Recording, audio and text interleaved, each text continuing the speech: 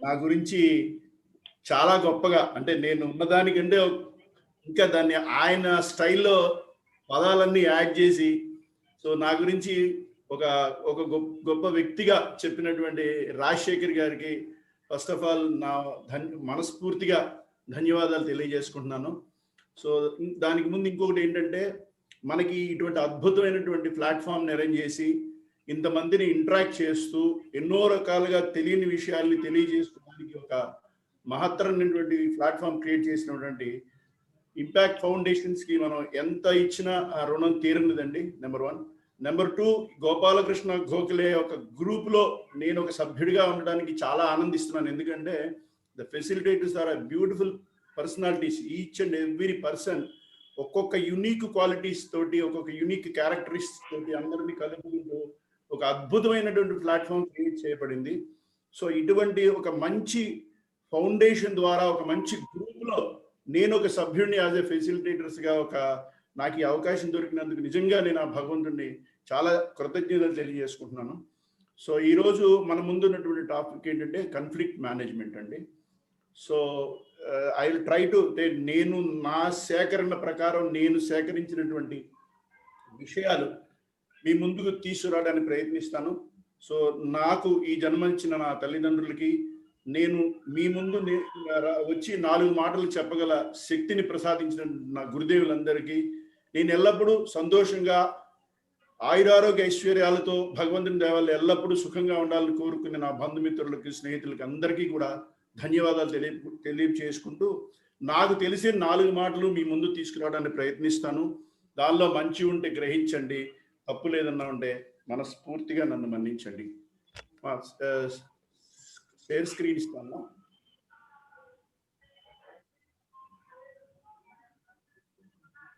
Sir మీరు screen share చేయండి sir. Permission ఇచ్చాను. ఇచ్చావమ్మా? ఒక్క నిమిషం.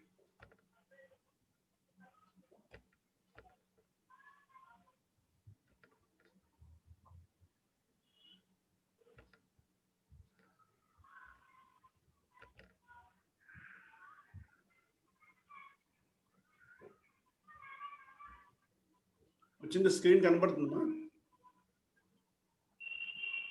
లేదు సార్, ఇంకా కనిపించట్లేదు. ఓపెన్. యా సార్, ఇప్పుడు వస్తున్నట్లుంది.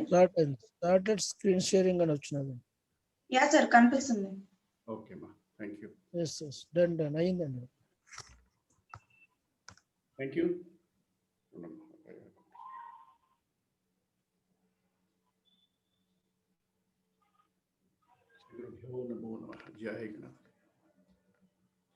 See, now we are talking about conflict management. Conflict management అంటే ఏంటి, అసలు కాన్ఫ్లిక్ట్ అనేటువంటిది ఎలా వస్తాయి, కాన్ఫ్లిక్ట్ రావడానికి వెళ్ళినటువంటి వివిధ కారణాలు ఏంటి, సో కాన్ఫ్లిక్ట్ వస్తే మనం ఏ రకంగా కాన్ఫ్లిక్ట్ అనేది హ్యాండిల్ చేయాలి. సో నిత్యం మన ముందు జరిగేటువంటి సంఘటనలు కొన్ని మీ ముందుకు తీసుకురావడానికి ప్రయత్నం చేస్తాను. So what is conflict? The quality of our lives depends not on and or not we have conflict but on how we respond to them. That means conflict అనేది మన జీవితంలో ఒక భాగం అండి. Working together is not easy but it is not difficult to. ఇప్పుడున్న ప్రస్తుత పరిస్థితుల్లో నలుగురితో కలిసి పనిచేయడము అనేటువంటిది అంత ఈజీ కాదండి. ఎందుకంటే రకరకాల మనుషులు, రకరకాల భావాలు, రకరకాలటువంటి ఆలోచనలు, రకరకాల వ్యక్తిత్వాల మధ్య మనం మసులుతున్న ఈ ప్రపంచంలో నలుగురం కలిసి ఒకే తాటి మీద నడిచి పని చేయడం అనేది నిజంగా కత్తి మీద సాము లాంటిదే. కానీ ప్రతి దానికి ఒక మార్గం ఉంటుంది అని చెప్పినట్లుగా it is not at the same time it is not difficult also. అంటే 10 మంది కలిసి పని చేయడం ఎంత కష్టమో, మనం పని చేయాలి అనేటువంటి సంకల్పం ఉంటే మాత్రం ఏది కూడా కష్టం కాదు. So working together is not easy but at same time it is not difficulty also. So conflict అనేది ఖచ్చితంగా మన జీవితంలో ఒక భాగం అండి. అంటే మనం ఉదయం లేచిన దగ్గర నుంచి రాత్రి పడుకోబోయే వరకు కానీ, మనం పుట్టిన దగ్గర నుంచి చనిపోయే వరకు కానీ, కాన్ఫ్లిక్ట్ లేకుండా నేను బతకగలను అని ఎవరిని కనుక అనుకుంటే మాత్రం it is impossible, it is not possible. Wifi మన చుట్టూ ఎలా తిరుగుతూ ఉంటుందో కాన్ఫ్లిక్ట్ అనేది కూడా మన చుట్టూ అలాగే తిరుగుతూ ఉంటుందండి. కొన్నిసార్లు ఆ కాన్ఫ్లిక్ట్ వచ్చిందని తెలుసుకునే లోపే మనం ఆ కాన్ఫ్లిక్ట్లో ఇరుక్కుపోయే అవకాశాలు కూడా ఉంటాయి. సో కాన్ఫ్లిక్ట్ రావు, కాన్ఫ్లిక్ట్స్ ఉండవు, నేను ప్రశాంతంగా బ్రతుకుతున్నాను, హాయిగా బ్రతుకుతున్నాను అని కనుక ఎవరైనా అనుకుంటే it is wrong. So conflicts are bound to happen, conflicts are with us, conflicts will move with us. అంటే మనతో పాటే మన చుట్టూ కాన్ఫ్లిక్ట్స్ అనేవి మనకు తెలుసో తెలియకో తిరుగుతూనే ఉంటాయి. కాబట్టి కాన్ఫ్లిక్ట్స్ అనేది వస్తాయి. కాన్ఫ్లిక్ట్స్ ఎట్లా హ్యాండిల్ చేయాలి, కాన్ఫ్లిక్ట్స్ వస్తే మనం ఏ రకంగా దాన్ని ముందుకు తీసుకెళ్లాలనే దృక్పథంతో మాత్రమే ఉండండి. కానీ కాన్ఫ్లిక్ట్స్ నా దగ్గరికి రావు, నేను కాన్ఫ్లిక్ట్స్కి నేను ఎట్టి పరిస్థితుల్లోనూ నా దగ్గరికి వచ్చే అవకాశం లేదనేటువంటి మైండ్ సెట్ మాత్రం దయచేసి తీసేయండి. Conflicts are bound to happen, conflicts will come to us. Only thing is we should know how we have to handle conflicts. అంటే కాన్ఫ్లిక్ట్ అనేది మన దగ్గరికి వచ్చినప్పుడు దాన్ని ఎలా హ్యాండిల్ చేయాలి అనేది మాత్రమే మనకి ఇంపార్టెంట్. ఇక్కడ కాన్ఫ్లిక్ట్ రాదు అనేటువంటి మాత్రం ఇంపాసిబుల్. దయచేసి కాన్ఫ్లిక్ట్స్ ఉండవు అనేటువంటిది మన మైండ్లోంచి తీసేయండి. What is conflict? అసలు కాన్ఫ్లిక్ట్ అంటే ఏంటండి? ఒక ఇద్దరు వ్యక్తుల మధ్య కానీ, ఒక వ్యక్తి లేదంటే ఒక వ్యక్తుల మధ్య కానీ, లేదంటే వ్యక్తుల మధ్య కానీ, అంటే ఒక మనిషి, ఒక 1 person to the group or group to group, like the disagreement of an argument. ఒక కాన్సెప్ట్ కానీ, ఒక ఇష్యూ కానీ, ఒక అగ్రిమెంట్ కానీ ఏదన్నా వచ్చినప్పుడు దాని మీద మనకు ఏర్పడేటువంటి భిన్నాభిప్రాయాలే కాన్ఫ్లిక్ట్ అంటే. ఇప్పుడు మనం ఏదైనా ఒక ప్రపోజ్ చేసినప్పుడు దాన్ని అందరూ యాక్సెప్ట్ చేయాల్సిన అవసరం లేదండి. ఎందుకంటే వాళ్ళ అభిప్రాయాలు వాళ్ళకు ఉంటాయి, వాళ్ళ నేచర్ వాళ్ళకు ఉంటుంది. కాబట్టి మనం తీసుకొస్తే దాన్ని యాక్సెప్ట్ చేయొచ్చు, యాక్సెప్ట్ చేయకపోవచ్చు. యాక్సెప్ట్ చేశారనుకోండి, there is no problem and no conflict, it goes smoothly. So the problem comes when disagreement comes. అంటే మన అభిప్రాయాలు కానీ, మనం తీసుకొచ్చినటువంటి ప్రపోజల్ కానీ, మనం చెప్పినటువంటి విధానం కానీ ఎవరికైనా నచ్చలేదు అన్నప్పుడే ద వర్డ్ కాన్ఫ్లిక్ట్ అనేది వస్తుంది. కాన్ఫ్లిక్ట్ అంటే ఏంటంటే తెలుగులో, అంటే మనకి బాగా తెలిసేట్టు చెప్పుకోవాలంటే వివాదము. సో వివాదాలు ఎప్పుడు వస్తాయండి? మనం చెప్పినప్పుడు ఎవరికైనా నచ్చపోతే కానీ, లేదంటే అవతల వాళ్ళు చెప్పింది మనకు నచ్చకపోయినా, సో మనం ఏం చెప్తాం, నో ఇట్లా కాదు, ఇలా చేయండి అని చెప్తాము. అది స్మూత్ గా ఒక అండర్స్టాండింగ్ లో వెళ్ళిపోతే పర్వాలేదు. ఒక సైడ్ ఇంకో సైడ్ ఎప్పుడైతే ఒక క్లారిటీగా అండర్స్టాండింగ్ రాలేదో then conflict start. So conflict అనేది కంపల్సరీగా మన లైఫ్ లో మన చుట్టూ తిరుగుతూనే ఉంటుంది. సో ఈ కాన్ఫ్లిక్ట్ వల్ల మనకి ఏంటంటే వచ్చే సమస్యలు ఏంటంటే, ఫస్ట్ ఇట్ వీకెండ్ రిలేషన్షిప్. మన మధ్యలో ఉన్నటువంటి ఆ బాంధవ్యాన్ని తెగిపోతాయండి.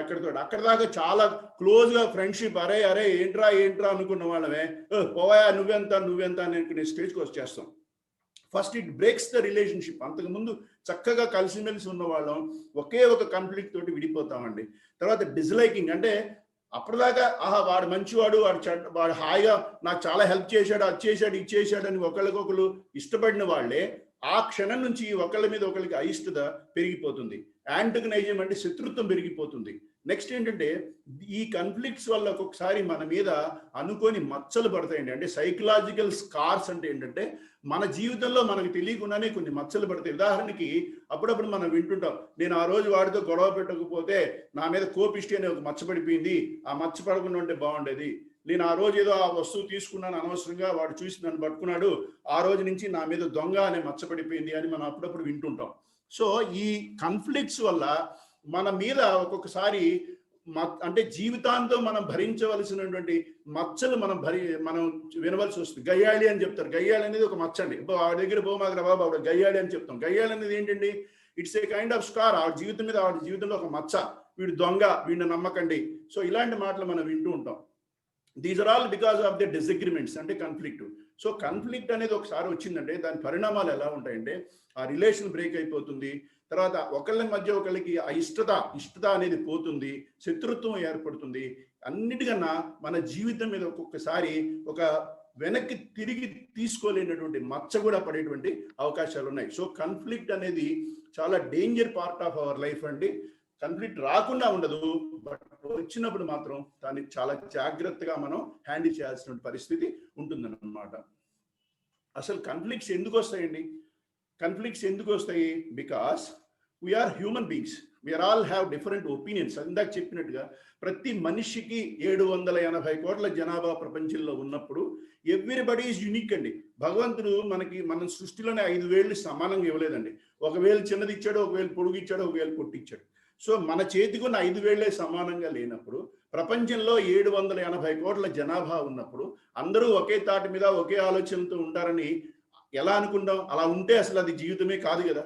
సో కాన్ఫ్లిక్ట్స్ వచ్చి ఆ కాన్ఫ్లిక్ట్స్ ని హ్యాండిల్ చేసి ఒక్కొక్క మెట్టు దాటుకుంటూ వెళ్ళినప్పుడే కదా జీవితంలో కూడా మనం ఏదైనా ఆస్వాదించగలుగుతాం. సో కాన్ఫ్లిక్ట్స్ అనేక రకాలైన మనుషులతో, అనేక రకాల సందర్భాలతో, అనేక రకాలైన ఆలోచనలతో మనం వ్యవహరిస్తూ ఉంటాం. కాబట్టి డెఫినెట్ గా డిస్ప్యూట్ అనేది, కాన్ఫ్లిక్ట్ అనేది వస్తుంటుంది. ఇప్పుడు మనమే ఉన్నాం అనుకోండి, మనం పొద్దున్న లేస్తే రాత్రి దాకా ఒకే మూడ్ లో ఉంటామండి? డెఫినెట్ గా ఉంటాం. ఒక్కోసారి చిరాగ్గా ఉంటాం, ఒక్కోసారి కోపంగా ఉంటాం, ఒక్కోసారి హ్యాపీగా నవ్వుతుంటాం, ఒక్కోసారి ఆహ్లాదంగా ఉంటాం. సో ఏ టైంలో ఎలా ఉంటాము అనేది మనకే తెలియదు. సో అలాంటప్పుడు మన ఎదురుగా ఉన్నవాడికి కూడా అవే ఎమోషన్స్ ఉంటాయి కదా. సో ఏ టైంలో ఎలా ఉంటాడో తెలియదు, అతని రియాక్షన్ ఎలా ఉంటుందో తెలియదు. సో ఈ కాన్ఫ్లిక్ట్స్ అనేది డెఫినెట్ గా వస్తాయి. Because we are handling with different people and different circumstances లో మన రకరకాలుగా ప్రజలతో మనం డీల్ చేస్తూ ఉంటాం. కాబట్టి కాన్ఫ్లిక్ట్స్ అనేది ఖచ్చితంగా వస్తాయి. ఇంకోటండి, అసలు మనలో మనకే కాన్ఫ్లిక్ట్ వస్తుంది. మీరు చాలాసార్లు గమనించుంటారు, ఏదైనా ఒక పని చేయాలన్నప్పుడు మనలో మనకి అంత సంఘర్షణ అంటాం చూసారా. అంత సంఘర్షణ అంటే ఏంటంటే, ఒకవైపు ఒక మనసు ఒకవైపు చెయ్యి అని చెప్తుంటది, ఇంకోవైపు వద్దు వద్దు అని లాగుతూ ఉంటది. చెయ్యాలో తెలియదు, చేయకూడదో తెలియదు, ఏం చేయాలో ఏం చేయాలో తెలియని పరిస్థితిలో మనలో మనమే ఒక రకమైన సంఘర్షణ అనుభవిస్తుంటాం. సో ఈ సంఘర్షణ వల్ల మనలోనే ఏం చేయాలో తెలియని పరిస్థితుల్లో ఒక్కొక్కసారి తప్పు చేయొచ్చు, ఆలోచనతోటి రైట్ కూడా చేయొచ్చు. కానీ ఆ సంఘర్షణ, మనసులో పడే మన సంఘర్షణ అనేది మాత్రం ఖచ్చితంగా మనం ఫేస్ చేస్తూ ఉంటాం అప్పుడప్పుడు. సో కాన్ఫ్లిక్ట్స్ అనేవి అంతర్గతంగా ఉండొచ్చు లేదా బహిర్గతంగా ఉండొచ్చు. ఏదైనా కూడా conflicts are bound to happen. Conflicts మన చుట్టూ తిరుగుతూనే ఉంటాయి. So mentally prepare. కాన్ఫ్లిక్ట్స్ అనేది మన చుట్టూ తిరుగుతుంటాయి, మనం దాన్ని హ్యాండిల్ చేయాలి. ఆ హ్యాండిల్ చేసే విధానం పైనే మన లైఫ్ ఆధారపడి ఉంటుంది అనేటువంటిది మాత్రం మీ మైండ్లో కంపల్సరీగా ఫిక్స్ అయిపోండి సార్, అందులో ఎటువంటి డౌట్ లేదు. What are all the common causes of conflicts? అసలు కామన్ కాజెస్ కాన్ఫ్లిక్ట్స్ ఏంటి? అసలు మనకి విరోధాలు అనేవి ఎలా వస్తాయండి? మీరందరూ అనుభవజ్ఞులే, ఎన్నో అనుభవాలతోటి మీరు ఈ స్టేజ్కి వచ్చినారు. మీ అనుభవాలతోటి అసలు కాన్ఫ్లిక్ట్స్ ఎందుకు వస్తాయి, ఎలా వస్తాయి, ఒక్కసారి ఎందుకు వస్తాయి అని నేను చెప్పాను. Because we deal with different people in different situations అని చెప్పాను. అసలు జనరల్గా మనకు విరోధాలు వచ్చేటువంటి సందర్భాలు ఎలా ఉంటాయి? దయచేసి మీరు చాట్ బాక్స్లో చెప్పండి. మీ అనుభవాలను జోడించుకుని మీ ఎక్స్పీరియన్సెస్ ద్వారా how we get conflicts. Conflicts మనకి రావడానికి గల ముఖ్య కారణాలు. సార్ కాన్ఫ్లిక్ట్స్ అనేది రోజు మనం చూసేదే సార్, నేను చెప్పే కొత్త సబ్జెక్ట్ ఏమీ కాదు. అయితే ఏంటంటే చాలా విషయాలు మనం తెలిసి కూడా దాన్ని తెలియనట్టు ఉంటాయి మన చుట్టూ. సో దాన్ని అవేర్నెస్ క్రియేట్ చేయడమే తప్పించి కాన్ఫ్లిక్ట్ అనేది ఇట్స్ నాట్ యూనివర్సల్గా ఏదో కొత్తగా తీసుకొచ్చిన సబ్జెక్ట్ కాదు. Misunderstanding, money, very good. Misunderstanding between people and relationships, Pathan Mohammed గారు, గణేష్, ఈగో, ఫెంటాస్టిక్. ఇంకా రావాలి సార్, కాన్ఫ్లిక్ట్ లేని మనిషి ఉన్నాడు ఇప్పుడు నాకు ఈ సెషన్లో మొత్తం ఎంతమంది ద్వారా ఏదో సందర్భంలో. Desires, very good. Next Shivareddy గారు, డిజైర్స్. ఇంకా రావాలి సార్. మీరు ఎవరితో గొడవ పెట్టుకున్నారో, మీతో ఎవరన్నా గొడవ పెట్టినారో ఆ సందర్భం గుర్తు చేసుకోండి, ఈజీగా వస్తుంది మీకు రీజన్ ఏంటి అనేది. Desires, ego, desires, misunderstandings, anything, instant angriness, very nice Mohammed garu. Okay fine. So అసలు కాన్ఫ్లిక్ట్స్ మనకి ఎందుకు వస్తాయి? జనరల్ కాజెస్ అండి. కాన్ఫ్లిక్ట్స్ రావడానికి 190,000 కారణాలు ఉంటాయండి. ఫలానా కారణం వల్ల కాన్ఫ్లిక్ట్ వచ్చింది అని చెప్పడం అనేది I don't think it is possible. ఎందుకంటే కాన్ఫ్లిక్ట్ ఏ మూమెంట్లో ఏ రకంగా వస్తుందో మనకు తెలియదు. But there are common reasons where we enter in to conflicts. ఏంటంటే అవి ఫైనాన్స్. ఇందాక ఒక ఆయన చెప్పారు మనీ అని. Finance is the first culprit sir. ఇప్పుడు మనకు వచ్చేటువంటి కాన్ఫ్లిక్ట్స్ లో 70 to 75% డబ్బు వల్లే. అది అన్నదమ్ములు కానివ్వండి, బంధుమిత్రులు కానివ్వండి, ఆఫీసులో కానివ్వండి, ఎక్కడ చూసినా సరే ఈ రోజు కాన్ఫ్లిక్ట్స్ ఎందుకు వస్తున్నాయి అంటే బికాస్ ఆఫ్ ఫైనాన్స్, డబ్బు డబ్బు డబ్బు, మనిషి డబ్బుకి బానిస అయిపోయాడు. ధనమూలం ఇదం జగత్. ప్రతి విషయాన్ని మనం డబ్బుతో ముడిపెడుతున్నాం. మానవ సంబంధాలల్లా మనీ సంబంధాలు అయిపోయినాయి. ఇప్పుడు ఏ సంబంధమైనా మనీ సంబంధంగా లింక్ పడుతుంది. కాబట్టి ఖచ్చితంగా finance is one of the most important reason for conflicts. Force and fear అంటే మన వెనక నుంచి ఏదైనా ఒక ఫోర్స్ ద్వారా కానీ లేదంటే మనలో ఉన్నట్టు భయం ద్వారా కానీ మనం ఒక్కొక్కసారి కాన్ఫ్లిక్ట్స్లోకి ఎంటర్ అయ్యే అవకాశం ఉంది. Next, communication gap. Somebody told, yes, communication miscommunication is one of the major reason for getting in to conflicts. ఆయన ఏదో చెప్తాడు, మనకు అర్థం కాదు, మనం ఏదో ఊహించుకుంటాం. ఆయన ఏదో చెప్పిండు, ఆయన ఊహించుకుంటాడు. చీర పని అయిన తర్వాత నేను అలా చెప్పాను కదా, నువ్వు ఇలా చేసావు అంటే, నువ్వు అలాగే చెప్పావు, నాకు అలాగే అర్థమైంది అంటావు. ఆ చెప్పిన ఆయనకి క్లారిటీ ఉండదు, విన్నవాడికి క్లారిటీ ఉండదు. అంటే ఎప్పుడైతే ఈ కమ్యూనికేషన్ గ్యాప్, మిస్కమ్యూనికేషన్స్ వస్తాయో definitely there will be conflict ఖచ్చితంగా వచ్చి తీరుతుంది. పర్సనాలిటీ డిఫరెన్సెస్ అంటే ఏంటండి, హెచ్చుతగ్గులు. అంటే ఫర్ ఎగ్జాంపుల్ ఆఫీస్లో ఉంటాం మనం, మన బాస్లు ఉంటారు, ఎండీలు ఉంటారు, సిఓలు ఉంటారు, పెద్ద పెద్ద వాళ్ళంతా ఉంటారు.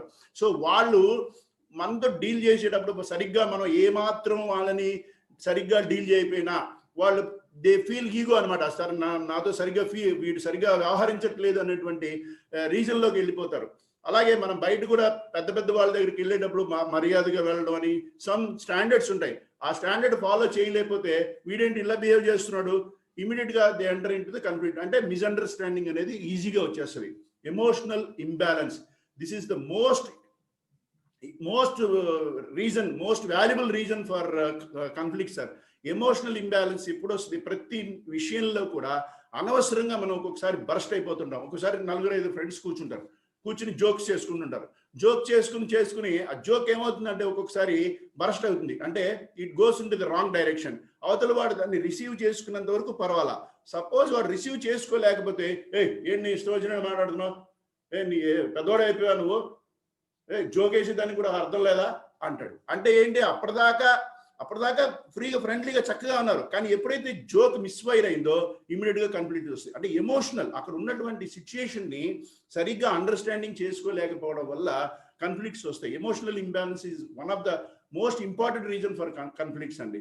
దెన్ రెస్పాన్సిబిలిటీ అండ్ అథారిటీ, అంటే మనకి ఇచ్చిన బాధ్యతలు సక్రమంగా నిర్వర్తించలేకపోవడం, తర్వాత ఆ ఇచ్చిన దాన్ని సక్రమంగా టైం ప్రకారం ఇవ్వకపోవడం, ఇచ్చిన దాన్ని లోపంగా అంటే వాడి ఎక్స్పెక్టేషన్ ప్రకారం మనం చేయలేకపోవడం, ఈ రీజన్స్ అన్ని కూడా కాన్ఫ్లిక్ట్ ని దారితీస్తాయి. మన బాస్ ఏదో పని ఇస్తాడు, మనం సరిగ్గా చేయలేదు, సో అక్కడ ప్రాబ్లం వస్తుంది. అలాగే మన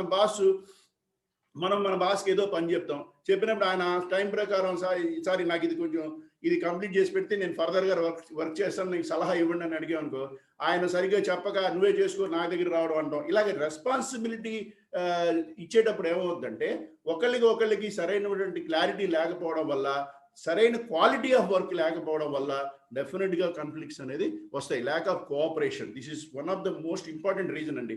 ఒకటి పడదు, ఒకటి బద్దకస్తుడు ఉంటాడు, ఒకటి సరిగ్గా పనిచేసేవాడు ఉంటాడు, ఒకటి ఎగ్గొట్టేవాడు ఉంటాడు, ఒక టైం ప్రకారం చేయని వాడు ఉంటాడు. ఈ ఒకరికి కోఆపరేషన్ లేకపోవడం ఇది ఇంట్లోనూ కామనే, ఆఫీసులో కామనే, ఎక్కడికి పోయినా ఈ ల్యాక్ ఆఫ్ కోఆపరేషన్ అది one of the important reason అండి. సో ఈ సరైన కోఆపరేషన్ మన మధ్య కనుక లేకపోతే డెఫినెట్ గా విరోధాలు వచ్చే అవకాశాలు ఉన్నాయి. కాంపిటీషన్ ఫర్ లిమిటెడ్ రిసోర్సెస్, ఇది ఒక మోస్ట్ ఇంపార్టెంట్ రీజన్ అండి. ఎందుకంటే రిసోర్సెస్ ఎప్పుడైతే తగ్గిపోయినాయో, డిజైర్స్ పెరిగిపోయిందో ఆటోమేటిక్ గా కాన్ఫ్లిక్ట్స్ వస్తాయండి. ఎందుకు వస్తాయి? బికాస్ అక్కడ ఉన్నది తక్కువ, దానికి ఆశించే వాళ్ళు ఎక్కువ, దానివల్ల డెఫినెట్ గా కాన్ఫ్లిక్ట్స్ వస్తాయి. ఫర్ ఎగ్జాంపుల్ ఇప్పుడు చూడండి, తమిళనాడు, ఆంధ్రప్రదేశ్, తెలంగాణ, కర్ణాటక, ఈ 4 రాష్ట్రాలు నీళ్ల కోసం కొట్టుకు చేస్తున్నాం. ప్రతిరోజు నీళ్ల కోసం ఏదో ఒక ఇష్యూ, కృష్ణా కావేరీ డిస్ప్యూట్ అంటారు, ఆ డిస్ప్యూట్ అంటారు, ఈ డిస్ప్యూట్ అంటారు. ఎందుకు ఇంత డిస్ప్యూట్స్ వస్తున్నాయండి? ఇదివరకు లేని డిస్ప్యూట్స్ ఇప్పుడు ఇంత స్కేర్సిటీ, ఇంత ప్రాబ్లం ఎందుకు వస్తుంది? Because water has become scarcity, then requirement has gone up. అంటే వాటర్ యొక్క వినియోగత పెరిగిపోయింది, వాటర్ యొక్క అవైలబిలిటీ తగ్గిపోయింది, కానీ దాన్ని అనుభవించే వాళ్ళు కావాల్సినటువంటి రిక్వైర్మెంట్ పెరిగిపోతుంది. వాటర్ అనేది అప్పటికప్పుడు మనం సృష్టించలేం కదా. సో ఉన్నదాన్ని పంచుకోవడంలో నాకు ఇది రాలేదు, నాకు అది రాలేదు అని చెప్పేసి కొట్టుకోవడం సరిపోయింది. సో ఎప్పుడైనా సరే రిసోర్సెస్ తక్కువగా ఉన్నప్పుడు, దానికి డిమాండ్ ఎక్కువగా ఉన్నప్పుడు డెఫినెట్ గా there is a possibility of conflicts అండి. సో డబ్బు వల్ల కానీ, ఒక కమ్యూనికేషన్ సరిగ్గా మనం ఇవ్వలేకపోవడం కానీ, ఒక పర్సనాలిటీ హెచ్చుతగ్గుల వల్ల కానీ, లేదంటే ఒక ఎమోషనల్ గా మనం ఏదైనా ఇంబ్యాలెన్స్ వచ్చినప్పుడు కానీ, మనకి ఇచ్చిన పని సరిగ్గా రెస్పాన్సిబిలిటీగా తీసుకుని దాన్ని పని చేసి సరిగ్గా రిజల్ట్ చూపించలేకపోవడం, ఒకళ్ళకొకళ్ళ మధ్య సరైనటువంటి సహకారం లేకపోవడం, తర్వాత ఉన్నది తక్కువ దాన్ని కావాలి అనుకున్న వాళ్ళు ఎక్కువ ఉండడం వల్ల కాన్ఫ్లిక్ట్స్ వచ్చే అవకాశాలు చాలా ఉండండి. These are the common causes and major causes for reasons of conflict అండి. నెక్స్ట్ కాన్ఫ్లిక్ట్ ఇండికేటర్స్ అంటే కాన్ఫ్లిక్ట్ వచ్చిన వాడు మనతో విరోధంగా ఉన్నవాడు ఎలా ఉంటాడు, how to identify the persons who are conflict with us అంటే ఎలాగా. సో మన ఫ్రెండ్స్గా హ్యాపీగా సరదాగా ఉంటే ఒక రకంగా ఉంటామండి. కాన్ఫ్లిక్ట్లో ఉన్నవాడు డెఫినెట్గా ఇదే విధంగా మనతో ఎవరైతే ఫ్రెండ్షిప్గా దగ్గరగా క్లోజ్గా ఉంటారో అలా ఉండడు. డెఫినెట్గా there will be some indicators. అది ఏంటండి, first body language. Body language అంటే ఎడమొహం పెడమొహం, మీరు వినే ఉంటారు ఈ మాట. ఎడమొహం పెడమొహం అంటే ఏంటండి, మనం ఇటు నుంచి వస్తుంటే వాడు అటు నుంచి వెళ్ళిపోతాడు, లేదంటే వాడు అటు నుంచి వస్తుంటే మనం ఇటు నుంచి పోతాం. పొద్దున్న లేస్తే ఈ అదోమొహం చూడాల్సిన వచ్చిందిరా బాబు నాకు అనుకున్నాం. అంతకు ముందుగా ఫ్రెండ్సే, పొద్దున్న లేస్తే ఎరా బాబు ఎరా బాగున్నా అనుకున్న వాళ్ళే. కానీ కాన్ఫ్లిక్ట్ వచ్చిందండి, అబ్బా పొద్దున్న ఈ మొహం చూసారా బాబు ఇవాళ ఏమొస్తుందో ఏమో, బాడీ లాంగ్వేజ్ ఇమ్మీడియట్గా మారిపోద్ది. ఓకే, సో ఎవరన్నా పక్కడుతూ ఉంటాడు, వీడి ముఖం చూసాను ఇవాళ అయిపోయింది నాకేదో జరుగుద్ది. సో ఈ బాడీ లాంగ్వేజ్ అంటే మన బాడీ మనకు చెప్తుంటుంది వీడు నాకు విరోధి, I'm not going with him happily అనేది చెప్తూ ఉంటుంది మన body. So you can clearly get an understanding of conflict through body language. Body language అనేది క్లియర్ ఇండికేషన్ అండి. నెక్స్ట్ డిసగ్రిమెంట్ అంటే మనం ఏది చెప్పినా సరే అవతల వాడు దానిని వినడు, ఒప్పుకోడు. తమలపాకుతో ఒకటంటే తాటాకులతో రెండంట, తలుపు చెక్కలతో రెండంట అని మా చిన్నప్పుడు చెప్తూ ఉండేవాళ్ళండి.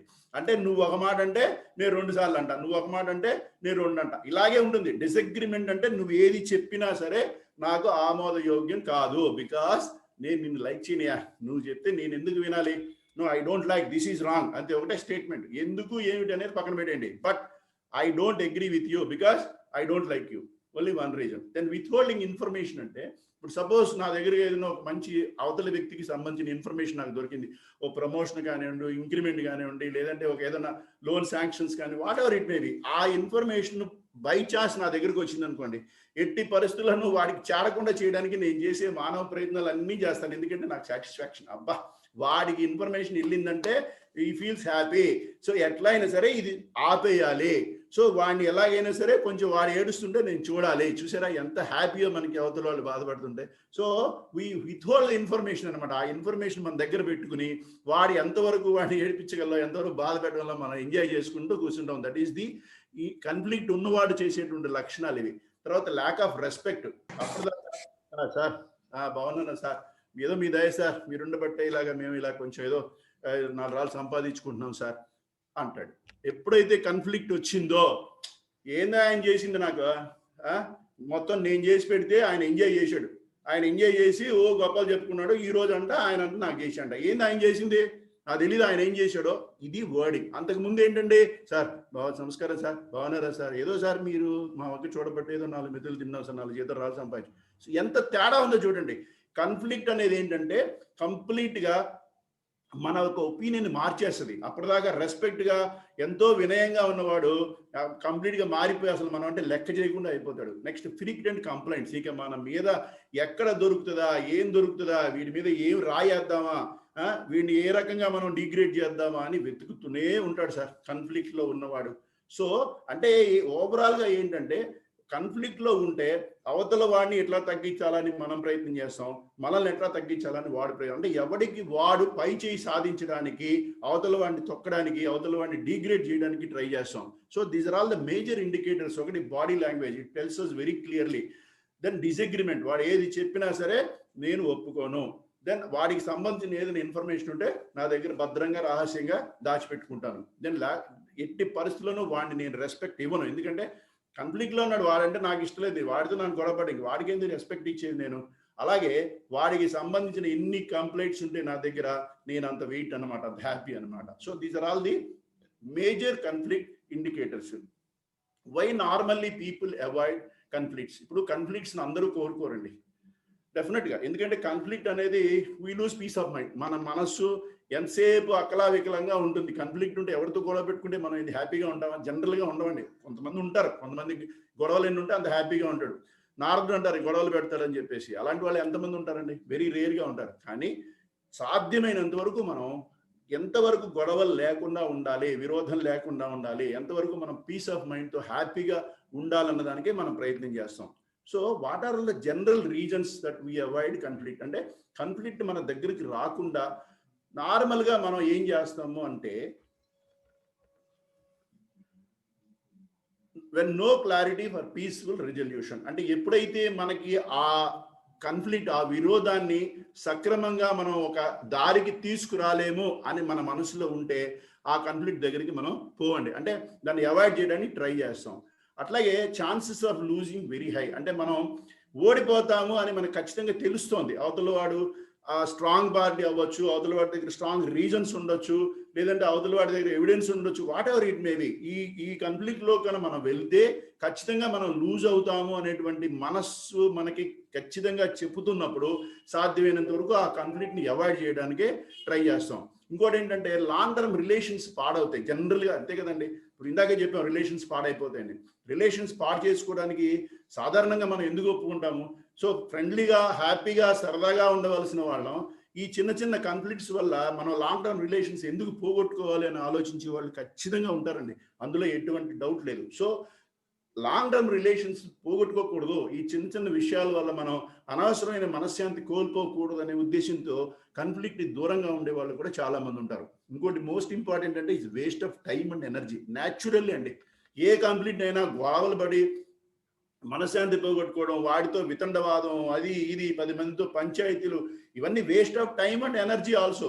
దీనివల్ల ఏంటి, మన ఇంపార్టెంట్ ప్రయారిటీ ఐటమ్స్ మీద కాన్సన్ట్రేట్ చేయలేం, మన ఫోకస్ దెబ్బతింటుంది, మన టార్గెట్స్ అన్ని మిస్ అవుతాం, చివరికి బ్యాక్లాగ్స్ ఉండిపోతాయి, మనం ఎక్కడికి చేరాలో అక్కడికి చేరకుండా అనవసరమైన కన్ఫ్లిక్ట్స్ లో ఇరుక్కుని దానిలోనే కొట్టుమిట్టాడుతూ ఉంటాం. So basically it is waste of time and energy. ఎవరైతే కన్ఫ్లిక్ట్స్ టైము ఎనర్జీ వేస్ట్ అనుకుంటారో వాళ్ళు నార్మల్గా కన్ఫ్లిక్ట్కి దూరంగా ఉంటారు. Then opponent is incompetent, not fit for antagonize, అంటే అవతల వాడు నాకన్నా చాలా చిన్నవాడు, వాడితో నేను ఎందుకు కన్ఫ్లిక్ట్ అయ్యాలి, నేను వాడితో ఏంట్రా మాట్లాడేది, మీరు పోయి హ్యాండిల్ చేయండి, ప్రతిదానికి నన్ను ఎందుకు తీసుకొస్తారు అంటారు. అంటే ఏంటండి, అవతల వాడు చాలా చిన్నోడు, వాడి కూర్చోబెట్టి నేనేందే కన్విన్స్ చేసేది, మీరున్నారు కదా, మీరు పోయి సపోజ్ ఆఫీస్లో ఉంటాను సార్, నా కింద ఏదో చిన్న డిస్ప్యూట్, ఏదో పార్టీతో డిస్ప్యూట్ వచ్చింది. సో మా స్టాఫ్ నా దగ్గరికి వచ్చారనుకోండి, సార్ ఈ ప్రాబ్లం సార్, వాడు సరిగ్గా నాకు సమాధానం చెప్పట్లేదంటే, ఏందా మీరు ఇంత ఎక్స్పీరియన్స్ పెట్టుకుని ప్రతిదానికి నా దగ్గరికి ఎందుకు వస్తారు, వాడితో నేను ఏంది మాట్లాడేది, చిన్నోడు, నిన్న కాదు మొన్న జాయిన్ అయ్యాడు మన దగ్గర, మీరు హ్యాండిల్ చేయండి, మీరు చేయకపోతే నేను చేస్తాను తర్వాత. That means I'm not involving in the conflict immediately. So I'm diverting, మీరు హ్యాండిల్ చేయండి, ఇవాళ కాకపోతే తర్వాత చూద్దాం. ఎప్పుడైతే అవతల పార్టీ నాకన్నా చిన్నోడు is not fit for to talk to me, నేను వాడితో ఏంది మాట్లాడేది అన్నటువంటి అభిప్రాయం మన మనసులో కనుక ఉంటే normally we try to avoid the conflict. So these are all the normal reasons. జనరల్గా మనం కన్ఫ్లిక్ట్స్ ని ఎందుకు అవాయిడ్ చేస్తామో అనేటువంటి దానికి ఈ పాయింట్స్ ఉదాహరణగా మనం చెప్పుకోవచ్చు. సార్ ఇంకోటి ఏంటంటే, అన్ని ఇవే అని ఉండవండి. జనరల్గా ఇప్పుడు నేను చెప్పిన పాయింట్స్ అన్ని ఆలోచించుకోండి, మనం నిత్యం చేసుకునేవండి, మన చుట్టూ జరిగేవే. సో ఈ కన్ఫ్లిక్ట్ మేనేజ్మెంట్ అంటే ఏదో పెద్ద మేనేజ్మెంట్ కాదండి, కానీ మనకి అవగాహన ఉండదు జనరల్గా. సో ఇప్పుడు ఈ క్లాస్ యొక్క మెయిన్ ఉద్దేశం ఏంటంటే, మనం చుట్టూ జరిగేవే మనం ఒకసారి దాన్ని మనం క్లారిఫై చేసుకుని మన మనస్సులో కనుక ఎక్కించుకుంటే, రేపేదైనా జరగదు, ఇది జరిగింది, మనం ఇలా దీన్ని హ్యాండిల్ చేస్తే బాగుంటుంది అనేటువంటి అవగాహనకి మాత్రమే ఇటువంటి క్లాసెస్ ఉపయోగపడతాయండి. ఎనీ పర్సనల్ మేనేజ్మెంట్ అంటే చుట్టూ మనకి తెలిసినవే. టైం మేనేజ్మెంట్ అంటే టైం ప్రకారం లేవాలని తెలుసు, లీడర్షిప్ అంటే లీడర్ ఎలా ఉండాలి అన్నీ తెలుసు, మనకి చెప్తున్నాం, వింటుంటాం, అన్నీ ఉన్నాయి. కానీ ఇంప్లిమెంటేషన్ ప్రాబ్లంలోనే వస్తాయి మనకి మేనేజ్మెంట్ అంటే. సో ఇప్పుడు కన్ఫ్లిక్ట్ మేనేజ్మెంట్ కూడా, కన్ఫ్లిక్ట్ అంటే తెలియదు ఏం లేదండి, ఇప్పుడు నేను చెప్పిన పాయింట్స్ అన్ని మీకు తెలిసినవే, కానీ దిస్ ఈజ్ రియలైజేషన్ అన్నమాట, creation of awareness. Reasons for avoiding conflicts. మనం కన్ఫ్లిక్ట్స్కి ఎందుకు దూరంగా ఉంటామంటే, మనకి క్లారిటీ లేకపోతే, లేదంటే మనం ఎట్టి పరిస్థితుల్లో గెలవలేని సందర్భాలు, లేదంటే లాంగ్ టర్మ్ రిలేషన్ ఎందుకు పోగొట్టుకోవాలి, waste of time and energy. So ఇవన్నీ మనం ఆలోచించి కన్ఫ్లిక్ట్కి సాధ్యమైనంత వరకు మనం దూరంగా ఉంటాం. Sir, is conflict is good or bad? So how many people feels that conflict is good or bad? ఒకసారి ఒక్క నిమిషం చాట్ బాక్స్లో చెప్పండి, హౌ మెనీ పీపుల్ ఫీల్స్. ఒక్క నిమిషం.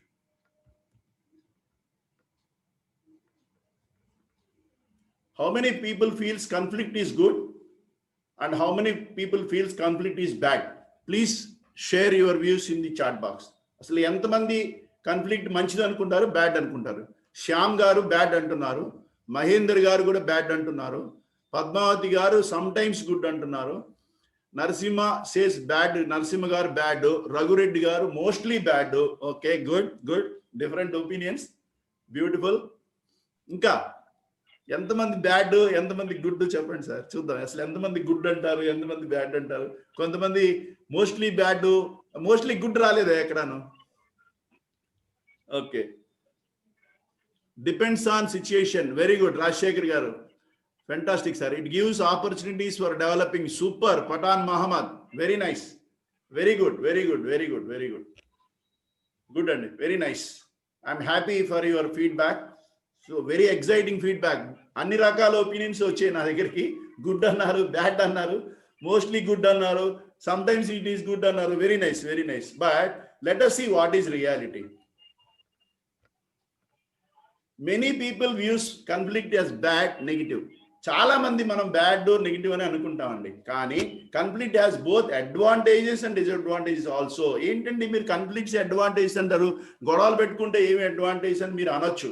Yes, some conflicts give good results also. Let us examine, అంటే దాన్ని ఏంటి, ఎలాంటి కాన్ఫ్లిక్ట్స్ మనకి గుడ్ రిజల్ట్స్ ఇస్తాయి అనేది కూడా మనం డిస్కస్ చేద్దాం. Conflict has the capacity to create positive change also for us. ఒక్కొక్కసారి గొడవల వల్ల మన బ్రెయిన్ షార్ప్ అవుతుంది. అంటే పెన్సిల్తో, బ్లేడ్తో పెన్సిల్ చెక్కడం ఎలా మొదలెడతామో, ఎప్పుడైనా గొడవ జరిగినట్టు మన బ్రెయిన్ కూడా అలా చెక్కడం మొదలెడతామండి. సో అప్పుడు మనకి ఖచ్చితంగా ఆ లోపల ఉన్నటువంటి బ్లాక్ లిడ్ బయటకు వస్తుంది, రాయడానికి ప్రయత్నం చేస్తాం. సో ఎలాగ కాన్ఫ్లిక్ట్స్ ఆర్ గుడ్ అంటే, there are so many conflicts which gives good result many times. For example, Gandhi garu గనక బ్రిటిష్ వాళ్ళతోటి గొడవ పడకుండా ఉన్నట్లయితే భారతదేశానికి స్వతంత్రం వచ్చేదా? నో, ఎట్టి పరిస్థితులను రాదు. మీరు అనొచ్చు గాంధీ గారు లేకపోతే ఇంకొక ఆయన వచ్చేవాడు అండి. ఎవరైనా సరే, somebody has to enter in to conflict. ఎవరో ఒకరు అవతల వాళ్ళతోటి ఆ కాన్ఫ్లిక్ట్ లోకి ఎంటర్ అయితే మాత్రమే మనకి ఖచ్చితంగా ఇండిపెండెన్స్ వచ్చేది, లేకపోతే రాదు కదా. మనం అడ్జస్ట్ చేసుకుంటూ పోయినంతకాలం వాళ్ళు పాలించుకుంటూ పోతూనే ఉంటారు, మనకి ఇండిపెండెన్స్ అనేది లేదు. సో ఎప్పుడైతే కాన్ఫ్లిక్ట్ గాంధీ గారు బ్రిటిష్ వాళ్ళతోటి ఎదిరించి కాన్ఫ్లిక్ట్ ఎంటర్ అయ్యాడో అప్పుడే ఇండిపెండెన్స్ వార్ స్టార్ట్ అయింది. ఫర్ ఎగ్జాంపుల్ కేసీఆర్ గారు ఉన్నారు. కేసీఆర్ గారు తెలుగుదేశం పార్టీలో ఒకప్పుడు ఎమ్మెల్యే. సో ఆయనకి because of so many reasons ఆయనకి నచ్చగా బయటికి వచ్చేసి తెలంగాణ యాజిటేషన్ అనేది స్టార్ట్ చేశారు. సో ఎప్పుడైతే అక్కడ ఉన్నటువంటి ఎగ్జిస్టింగ్ సిచ్యుయేషన్ ని అడ్జస్ట్ కాలేక కాన్ఫ్లిక్ట్ లో ఎంటర్ అయ్యి బయటకు వచ్చి తెలంగాణ యాజిటేషన్ స్టార్ట్ చేశారు కాబట్టే కదా తెలంగాణ అనేది వచ్చింది.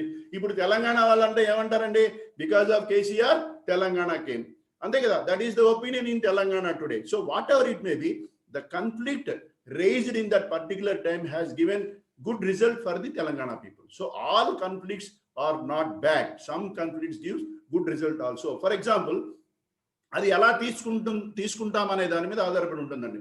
ఇప్పుడు నాకు 70 మార్కులు వచ్చాయి. నాకు 70 మార్కులు వస్తే మా ఫ్రెండ్కి 90 వచ్చేయండి. సో నాకు 70 వచ్చి వాడికి 90 వచ్చాయండి, నేను నెగిటివ్గా తీసుకుని వాడిని ఎట్టయినా సరే నాశనం చేయాలి, వాడిని 70 కాదు 60 తొక్కేయాలనుకుని నేను వాడిని చెడులో వాటిని దారి తీయడం అనేది ఒక మెథడు.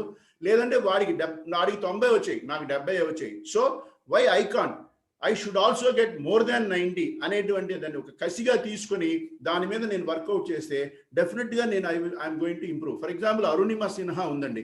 అరుణిమ సిన్హా ఏంటంటే, ఆమె ఒకసారి రైల్లో ప్రయాణం చేస్తున్నప్పుడు నలుగురు దుండగులు ఆమె మీద అటాక్ చేశారు, ఆమె మెడలో ఉన్న గొలుసు తీసుకోవాలని చెప్పేసి. తీసుకుంటే ఆమె అథ్లెటిక్ యాక్చువల్గా. సో ఆమె వాళ్ళతోటి ప్రొటెస్ట్ చేసే సమయంలో ఈ తోపులాట్లో ఆమెను బయటికి తోసేస్తే ఆవిడ వెళ్ళి అవతల మీద పట్టాల మీద పడిపోయింది. పట్టాల మీద పడిపోయి ట్రైన్ వెళ్ళిపోవడంతో ఒక కాలు కంప్లీట్ గా కొలాప్స్ అయిపోయింది, రెండో కాలు సివియర్ ఫ్రాక్చర్స్ అయినాయి. సో అక్కడ పక్కనున్న ఆ రోజు రాత్రి అంతా ఆల్మోస్ట్ ఒక 6-7 అవర్స్ ఆ పట్టాల మీద అలాగే ఉందండి ఆ అమ్మాయి. చూడండి ఆ అమ్మాయి యొక్క స్థితి ఏంటనేది ఉంటే. సో నెక్స్ట్ డే మార్నింగ్ వాళ్ళు చుట్టుపక్కల వాళ్ళు వచ్చి ఆ అమ్మాయిని ఆసుపత్రిలో చేర్పిస్తే అక్కడ ఎనస్థీషియా ఇచ్చే పరిస్థితుల్లో కూడా లేదు, కాలు తీసేయాలి పరిస్థితి, కానీ ఎనస్థీషియా కూడా ఇచ్చే అవకాశం లేనటువంటి ప్రదేశంలో గ్రామంలో ఉంది ఆమె ఆ టైంలో. అయినా సరే ఆమె డేర్గా, నాకు ఎనస్థీషియా లేకపోయినా పర్వాలేదు, కాలు తీసేయండి, ఈ ఎమర్జెన్సీ సిచ్యువేషన్ అన్నప్పుడు ఎనస్థీషియా లేకుండా కాలు తీసేశారు. తీసేసి ఆమెను ఢిల్లీకి ఫర్దర్ మెడికేషన్ కోసం పంపిస్తే ఈ లోపు ఏం జరిగిందంటే వాళ్ళ ఊళ్ళో ఈ అమ్మాయి ట్రైన్ ప్రయాణం చేస్తుంటే టికెట్ కొనలేదు కాబట్టి ఆ టీసీతో గొడవ పడుతుంటే ఆ టీసీని తప్పించుకోవడానికి ఆమె ట్రైన్ నుంచి దూకేసిందని ఒక పుకారు వచ్చిందంట ఆ ఊళ్ళో. వచ్చినప్పుడు ఆమెకి చాలా బాధ అనిపించింది, నేను ఇన్ని కష్టాల్లో ఇన్ని ప్రాబ్లమ్స్లో ఉంటే ఇదే నన్ను వీళ్ళు అర్థం చేసుకునే వ్యవహారం అని చెప్పేసి she taken as a challenge అండి. ఎవరైతే నా గురించి చెడుగా మాట్లాడారో వాళ్ళకి నేను సరైన సమాధానం చెప్పి తీరాలి, లేకపోతే నా జీవితానికి అర్థమే ఉండదు అని చెప్పేసి ఆమె ఎవ్వరూ చేయలేని ఒక సాహసం చేసింది. ఏంటది? ఒక కాలు యాంపుటేషన్ కాలు, ఒక కాలు ఆర్టిఫిషియల్ కాలు తోటి, రెండో కాలు కేవలం ఇనప రాడ్స్ తో ఉన్న కాలు తోటి 36 నెలలలో ఎవరెస్ట్ శిఖరం ఎక్కి ప్రపంచంలోనే రికార్డ్ సృష్టించింది. The first lady of యాంపుటేటెడ్ lady conquered Everest. చూడండి, సో మొట్టమొదటిగా ఒక వికలాంగ వ్యక్తి అయినటువంటి వ్యక్తి ఎవరెస్ట్ శిఖరం అధిరోహించిందిగా ప్రపంచంలోనే రికార్డు స్టార్ట్ చేసింది. ఇది ఎక్కడి నుంచి స్టార్ట్ అయిందండి? From the conflict. ఎప్పుడైతే ఆమె గురించి చెడుగా వాళ్ళ ఊర్లో వాళ్ళు అనుకున్నారో ఆ ఒక్క సంఘటనని ఆమె ఒక పట్టుదలగా తీసుకుని ఎస్ నేను ఎదగాలి, వాళ్ళకి సమాధానం చెప్పాలి అనేటువంటి ఒక కసితోటి ఆమె పనిచేసింది. She got the result. ఎప్పుడైనా సరే మనం ఏది వ్యవహారాన్నైనా సరే పాజిటివ్గా తీసుకుంటే మాత్రం 100% పాజిటివ్ రిజల్ట్స్ వస్తాయండి. Similarly conflict also. All conflicts are not bad, some conflicts gives good result also. So మంచి పాజిటివ్గా మనం తీసుకుంటే ఏమవుతాయండి, న్యూ ఐడియాస్ వస్తాయి. It solves the problem. Telangana problem almost solve అయిపోయినట్టే కదా. Provides opportunity expand our skill. ఇందాక చెప్పాను, గొడవ పడినప్పుడు మనం పెన్సిల్ ఎలా చెక్కుతాం వాళ్ళ మన మైండ్ షార్పెన్ చేయడానికి ట్రై చేస్తాం కాబట్టి we get good result. Foster our creativity. ఎప్పుడైతే గొడవ పడ్డామో ఎస్ వీడితో నేను ఎలాగైనా సరే నిరూపించుకోవాలి అని చెప్పేసి మనలో కొత్త ఆలోచనలు తీసుకురావడానికి ప్రయత్నం చేస్తాం. So all conflicts are not bad, some conflicts give good result also. This is one of the important point we should keep in mind. So ఇప్పుడు కాన్ఫ్లిక్ట్ గురించి మనం అసలు కాన్ఫ్లిక్ట్ అంటే ఏంటి, కాన్ఫ్లిక్ట్స్ ఎలా వస్తాయి, కాన్ఫ్లిక్ట్స్ వచ్చిన వాళ్ళ యొక్క లక్షణాలు ఎలా ఉంటాయి, అన్ని కాన్ఫ్లిక్ట్స్ బ్యాడా గుడ్డా అనేది జనరల్గా మనం డిస్కస్ చేసామండి. కానీ తాళానికి ప్రతి తాళం కప్పకి ఒక తాళం చెవి ఉంటుంది. ఎలా అయితే ప్రతి తాళం కప్పకి ఒక చెవి ఉందో ప్రతి కాన్ఫ్లిక్ట్కి కూడా compulsory there is a resolution లేకుండా కాన్ఫ్లిక్ట్ అనేది ఉండదు. ఎందుకంటే గొడవ ఉన్నప్పుడు సమాధానం పరుచుకోవడానికి అవకాశాలు లేకుండా ఎలా ఉంటాయండి? ప్రపంచంలో ఎన్నో పెద్ద విషయాలే సాల్వ్ అవుతున్నప్పుడు మన చుట్టూ జరిగేటువంటి కాన్ఫ్లిక్ట్స్కి సొల్యూషన్స్ లేకుండా ఎలా ఉంటాయి? డెఫినెట్గా ప్రతి కాన్ఫ్లిక్ట్కి there will be a resolution. But it is our responsibility to find out how to solve the problem. అది మన ఎఫిషియన్సీ, అది మన క్యారెక్టర్, అది మన ఆలోచన విధానం. సో ఎప్పుడైతే మనం ఆ కాన్ఫ్లిక్ట్కి ఒక సమాధానం తీసుకురావాలి, ఒక కంక్లూజన్ తీసుకురావాలి, ఒక రెజల్యూషన్ తీసుకురావాలి అని ప్రయత్నం మొదలుపెట్టామో డెఫినెట్గా ఆ కాన్ఫ్లిక్ట్కి మనకి సమాధానం దొరికి తీరుతుంది సార్. ఎలాగా? ఎప్పుడైనా సరే first basic principle of resolution of conflict అంటే make the balance, decrease the negative, increase the positive. పాజిటివ్ని పెంచండి, నెగిటివ్ని తగ్గించండి, ఆటోమేటిక్గా బ్యాలెన్స్ అవుతుంది. ఎప్పుడైతే మనం బ్యాలెన్స్ తీసుకొచ్చామో definitely you will get answer for the question. For example 2 + 3 = 5 అండి. 2 + 3 ఉన్నప్పుడు 2 + 3. 5 ఎప్పుడైందండి? సమాధానం, దట్ ఈజ్ రిజల్ట్. ఎప్పుడైంది? = వేస్తేనే అయింది. = వేస్తేనే 5 వచ్చింది మీకు. = లేకుండా 2, 3 ఉన్నప్పుడు 2, 3 అవి. సో 2, 3 విడివిడివే. But when it got 5 combine answer ఎప్పుడు వచ్చింది మీకు? = ఎలా అయింది? 2కి ½ కలిపారు, 3లోంచి ½ తీశారు, 2.5 కలిపితే 5 వచ్చింది. సో ఎప్పుడైతే మీరు దీనికి తగ్గించి దానికి పెంచారో 2 సమానమైనవి, ఇమీడియట్ గా = వచ్చింది. ఎప్పుడైతే వచ్చిందో ఆన్సర్ వచ్చింది. సిమిలర్లీ ఏ ప్రాబ్లం అయినా సరే తగ్గినప్పుడు తగ్గాలి, పెంచుకోవాల్సినప్పుడు పెంచుకోవాలి. ఎప్పుడైతే మనం తగ్గాలో, ఎప్పుడైతే మనం ఆ సమస్యని పరిష్కారం ఆలోచించడానికి ప్రయత్నం చేశామో, ఆ సమస్యకి పరిష్కారాన్ని తగ్గించడానికి ప్రయత్నం చేశామో ఆటోమేటిక్గా మనకి సమాధానం దొరుకుతుంది సార్. ఇప్పుడు ఏ కాన్ఫ్లిక్ట్ అయినా సరే there are 2 ways to respond. అంటే మనం దానికి ఏ రకంగా మనం దాన్ని సమాధానపరుస్తామో, దాన్ని ఏ రకంగా మనం స్వీకరిస్తామో, తీసుకుంటామో అనేది 2 రకాలు. ఒకటి positive way of handling, second negative. పాజిటివ్గా ఆలోచించేవాడు ఎప్పుడు పాజిటివ్గానే ఉంటాడండి. ఎలా ఉంటాడు? Ability to think from others angle. ఎప్పుడు కూడా అదర్స్ యాంగిల్లో మనం ఆలోచించడం మొదలు పెడితే మీకు సగం పైన సమాధానం దొరికినట్టే. ఒకసారి నేను బస్సులో వెళ్తున్నానండి. వెళ్తున్నప్పుడు నాకు అప్పుడు ఈ బొటనవేలికి తగిలింది, బొటనవేలికి దెబ్బ తగిలి బొటనవేలు వాచిపోయింది బాగా, విపరీతమైన పెయిన్. ఆ పెయిన్ తోటి నేను బస్సు ప్రయాణం చేస్తున్నా. బస్సు ప్రయాణం చేస్తుంటే ఏదో అర్జెంట్ పని మీద వెళ్ళాల్సి వచ్చింది, బస్సులో కూర్చున్నాను. ఒక ఆయన సడన్ గా నా కాలు తొక్కేశాడు సార్, ఆ కరెక్ట్గా ఆ బొటనవేలు మీద తొక్కాడు. ఇక చూడండి నా పరిస్థితి, విపరీతమైన నొప్పి, ఆల్రెడీ నొప్పితో ఉన్నాను, ఎందుకు బాల్స్ వచ్చిందిరా భగవంతుడు అనుకుంటూ బయలుదేరాను. దాని తోడు పులి మీద పుండ్రపడ్డట్టు ఆ కాళ్ళని కరెక్ట్గా తొక్కాడు. ఇక తొక్కేటప్పటికి నా పరిస్థితి చూడండి, నష్టాలానికి అంటుకుంది నా కోపం. ఇక ఏం చేయాలి, లేచి నా వాయిస్ పైకి లేచి నాకు ఎవడు రావాడు అన్నపోయి టక్మని ఆపేశాను. ఎందుకు ఆపేశానంటే అతను గుడ్డతను సార్. ద మూమెంట్ నేను ఎప్పుడైతే అతన్ని తిట్టడానికి స్టార్ట్ చేశానో ఇమ్మీడియట్గా అతను సారీ సార్ నాకు కనపడదు అన్నాడు. నా వాయిస్ కన్నా అతని వాయిస్ నాకు ముందు వచ్చింది. సడన్ గా మీరు నమ్మండి నమ్మపోండి, ఐ బ్లాక్డ్ దట్. నేను అప్పటికప్పుడు అట్లా కంట్రోల్ అయిపోయి ఓ ఐఎమ్ సారీ. అప్పుడు ఏం జరిగింది, అప్పటిదాకా నేను తిట్టాలనుకున్న వాడిని ఎప్పుడైతే అతని పరిస్థితి నాకు అర్థమైందో, ఓకే నో ప్రాబ్లం, పర్లేదు సారీ నో ప్రాబ్లం నేను అతనికి సమాధానం పరిచాను. సో ఎంత చేంజ్ చూడండి with in a span of just half minute, ఒక 30 seconds లో. అదే నేను అతన్ని చూసుకోకుండా ఉండుంటే నా నోట్లోంచి ఏమొచ్చేదో నాకు తెలియదు, because the position is like that. కానీ ఎప్పుడైతే నేను అతని పరిస్థితి అర్థం చేసుకున్నానో, అతను గుడ్డివాడు పాపం కనపడదు కాబట్టి నన్ను తొక్కాడు అని నేను ఎప్పుడైతే నా మనసుకు అంగీకారం దొరికిందో ఇమ్మీడియట్ గా నేను డౌన్ అయిపోయి అతన్ని నేను ప్యాసిఫై చేశాను. ఎందుకు ప్యాసిఫై చేయగలిగాను, because I understood that he's a blind man. నేను అది బ్లైండ్ అయితే నాకేంటి అని నేను అరిచుంటే situation would have been different. It's a conflict. So ఎప్పుడైతే మన అవతల యొక్క మనిషి యొక్క పరిస్థితి మనం అర్థం చేసుకున్నామో మీకు సగం పైగా ఆటోమేటిక్గా మీకు సమాధానం దొరుకుతుంది. ఇంకోటి ఏంటంటే respectable reactions and non defensive. ఎప్పుడు కూడా డిఫెన్సివ్ మోడ్ కాకుండా నాన్ డిఫెన్సివ్ అంటే సమాధాన పరిచేటువంటి తత్వం ఉండాలి సార్. ప్రతి దానికి రియాక్షన్స్ అని ఉంటే we will get definitely negative answers. ఎప్పుడైనా సరే ఒక నాన్ డిఫెన్సివ్ మోడ్లో ఒక రెస్పెక్టబుల్గా ఏదైనా మనం డీల్ చేశామంటే అవతల వాడికి కూడా మన మీద రెస్పెక్ట్ పెరుగుతుంది. డెఫినెట్గా మనకి దానికి సరిపోయిన సమాధానం మనకు వస్తుంది. Readiness to forgive and forget, very very important point of conflict management sir. Forgiveness and forget, క్షమాభిక్ష, క్షమించేటువంటి గుణము మర్చిపోయే గుణము ఉన్నవాడే ఈ జీవితంలో ఈ ప్రయాణంలో సంతోషంగా ఉండగలుగుతాడు. ఫర్గివ్నెస్ అనేది నేను చెప్పినంత ఈజీ కాదు సార్.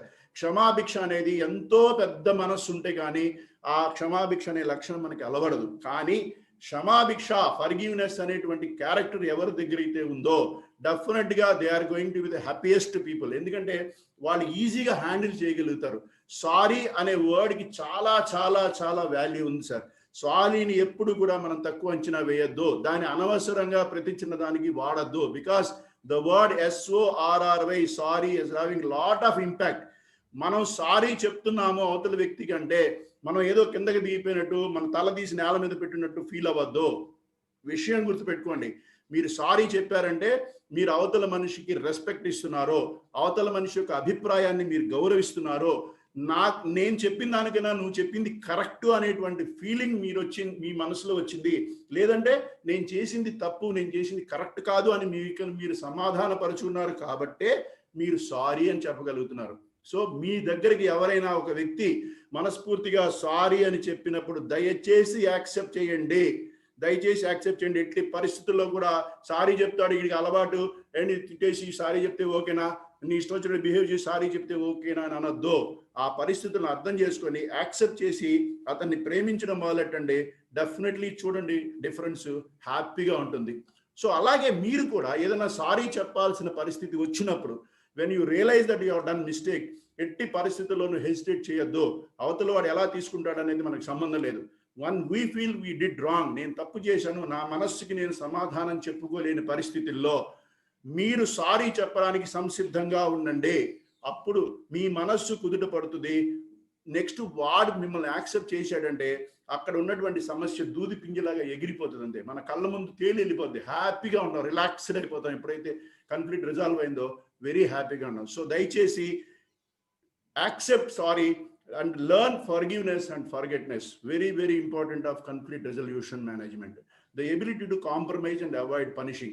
ఎప్పుడైనా సరే కాంప్రమైజ్ ఉండాలి సార్. కాంప్రమైజ్ అనేది లేకపోతే జీవితానికి అర్థం లేదు. ఓ కాంప్రమైజ్ అనే వర్డ్ మనలో ఉంది ఆల్రెడీ, మనకి తెలుసు, కానీ మనం దాన్ని ఒప్పుకోం. జీవితంలో భార్యాభర్తలు కాంప్రమైజ్ లేకుండా జీవిస్తున్నారా? ఇక్కడ ఉన్న వాళ్ళంతా 99% పెళ్ళైన వాళ్ళే. ఒక్కసారి మీ గుండెల మీద చేసి చెప్పండి, మీరు ఎప్పుడు కాంప్రమైజ్ అవ్వలేదా మీ భార్యల ముందు? ఖచ్చితంగా అయి ఉంటారు. అలాగే మీ భార్యలు మీ దగ్గర కాంప్రమైజ్ అవ్వటం లేదా?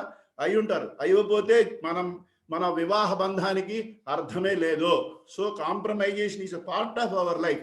కాంప్రమైజ్ లేకపోతే లైఫ్కి అర్థం లేదు. So compromisation is very very important. ఒక ఆవిడ పరిగెత్తుకుని ఒక లాయర్ దగ్గరికి వచ్చిందంట. ఆయాస్పడ అనుకుంటూ వచ్చిందంట. ఆ లాయర్ కనుక ఏమైందంటే, నాకు అర్జెంటుగా మా ఆయనతో విడాకులు ఇప్పించింది సార్ అందంట. ఏమైందమ్మా చెప్పు అసలు ఫస్ట్ అంటే, లేదు నాకు అర్జెంటుగా విడాకులు కావాలందంట. ఏం జరిగిందో చెప్పు తల్లి అంటే, లేదా ప్రతిదానికి మా ఆయన నాతో వితండవాదం సార్, నేను ఏదైనా ఒకటి చేశానంటే ఆయన దానికన్నా 1.5 రెట్లు ఎక్కువ చేస్తాడు, నేను భరించలేకపోతున్నాను, నాకు విడాకులు కావాలని చెప్పిందంట. సరే ఏం జరిగిందమ్మా నాకు ఎక్స్ప్లెయిన్ చేయండి. సార్ నేను 10,000 పెట్టి సైకిల్ కొన్నాం, సరేనా? ఆయన 15,000 పెట్టి సైకిల్ కొన్నాడు సార్. ఓకే మా ఏమైంది దానికి? సరే నేను 50,000 పెట్టి మోటార్ సైకిల్ కొన్నాను సార్. ఆయన 75,000 పెట్టి కొన్నాడు సార్. అంటే నేను ఏది కొంటే ఆయన 1.5 రెట్లు ఎక్కువ కొంటాడంట. నేను 10 లక్షలు పెట్టి కారు కొన్నాను సార్, ఆయన 15 లక్షలు పెట్టి కారు కొన్నాడు సార్. ఏంటి సార్ ఇది, నేను భరించలేకపోతున్నాను. సరే మా బాగానే ఉందమ్మా, ఇప్పుడు నువ్వు నా దగ్గరికి ఎందుకు వచ్చావు, ఏంటి నీ ప్రాబ్లం అంటే, అవును సార్ ఇప్పుడు ఆయన ఒక వెధవలాయర్ దగ్గర ఎత్తుక్కుంటూ పోయాడు, నాకు తెలిసింది సార్ మీరు వెధవలాయర్ అంట, అందుకని మీ దగ్గరికి వచ్చాను సార్ నేను అందావిడ. అంటే ప్రతి దానికి అప్పటిదాకా ఆయన చేస్తున్నాడు కదా, ఇప్పుడు ఈవిడ 1.5 అనమాట. సో ఆయన వెధవలాయర్ దగ్గరికి పోయాడంట, ఈవిడేమో వెధవలాయర్ దగ్గరికి పరిగెత్తుకుంటూ వచ్చింది.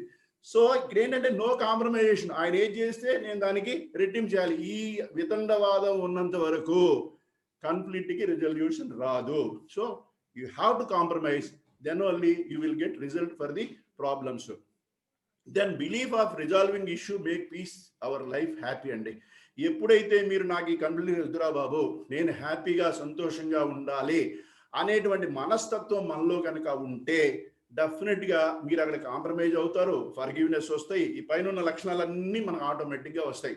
సో ఫస్ట్ కాన్సెప్ట్ ఏంటంటే, ఈ గొడవలు నాకు వద్దు, నేను ఉన్నంతలో నాకు సంబంధించినంత వరకు హ్యాపీగా సాధ్యమైనంత వరకు పీస్ఫుల్ లైఫ్ హ్యాండిల్ చేయాలి అనేటువంటి మైండ్ సెట్ కనుక ఉంటే డెఫినెట్ గా positive way of responding towards conflict sir. ఇది గుర్తుపెట్టుకోండి. దెన్ నెగిటివ్, ఇది నెగిటివ్ అంటే ఇంక వీళ్ళ గురించి నేను చెప్పక్కల, ఇది వితండవాదాలు అనమాట. ఎలా ఉంటారో, inability to think from others. నాకేందా వాడు ఎట్టుంటే నాకేం సంబంధం, వాడి ప్రాబ్లం వాడిది, నా ప్రాబ్లం నేను చూసుకో, ఏం చేద్దాం చూద్దాం, why should I think about him. దీని యాంగ్రీ, హర్ట్, ఈగో, రెసెంటబుల్, ఇంకా అన్ని రకాల పొల్యూషన్స్ ఉంటాయి సార్ వాడి మైండ్లో. కుళ్ళు, కుతంత్రం, జలసి, ఏ చేయాలంటే అది ఎట్టి పరిస్థితుల్లోనూ కాంప్రమైజేషను అనేదే లేదు. ప్రతి దానికి చిరాకు, ఓకే, ప్రతి దానికి ఈగో, హర్ట్ అవ్వడం, ఇటువంటి లక్షణాలన్నీ ఉంటాయి. ఇక వాడు ఏం రిజల్ట్ చేస్తాడు? So no question of conflict resolution. అది ప్రొలాంగ్ అవుతూనే ఉంటుంది.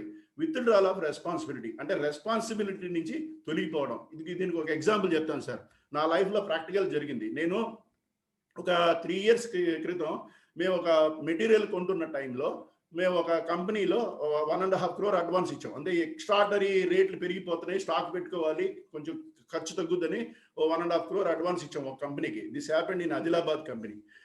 ఇస్తే వాడు ఏం చేశాడంటే, నా 50 లక్షలకి 55 లక్షలకి సప్లై చేసి 95 లక్షలు ఉన్న టైంలో ఆపేశాడు.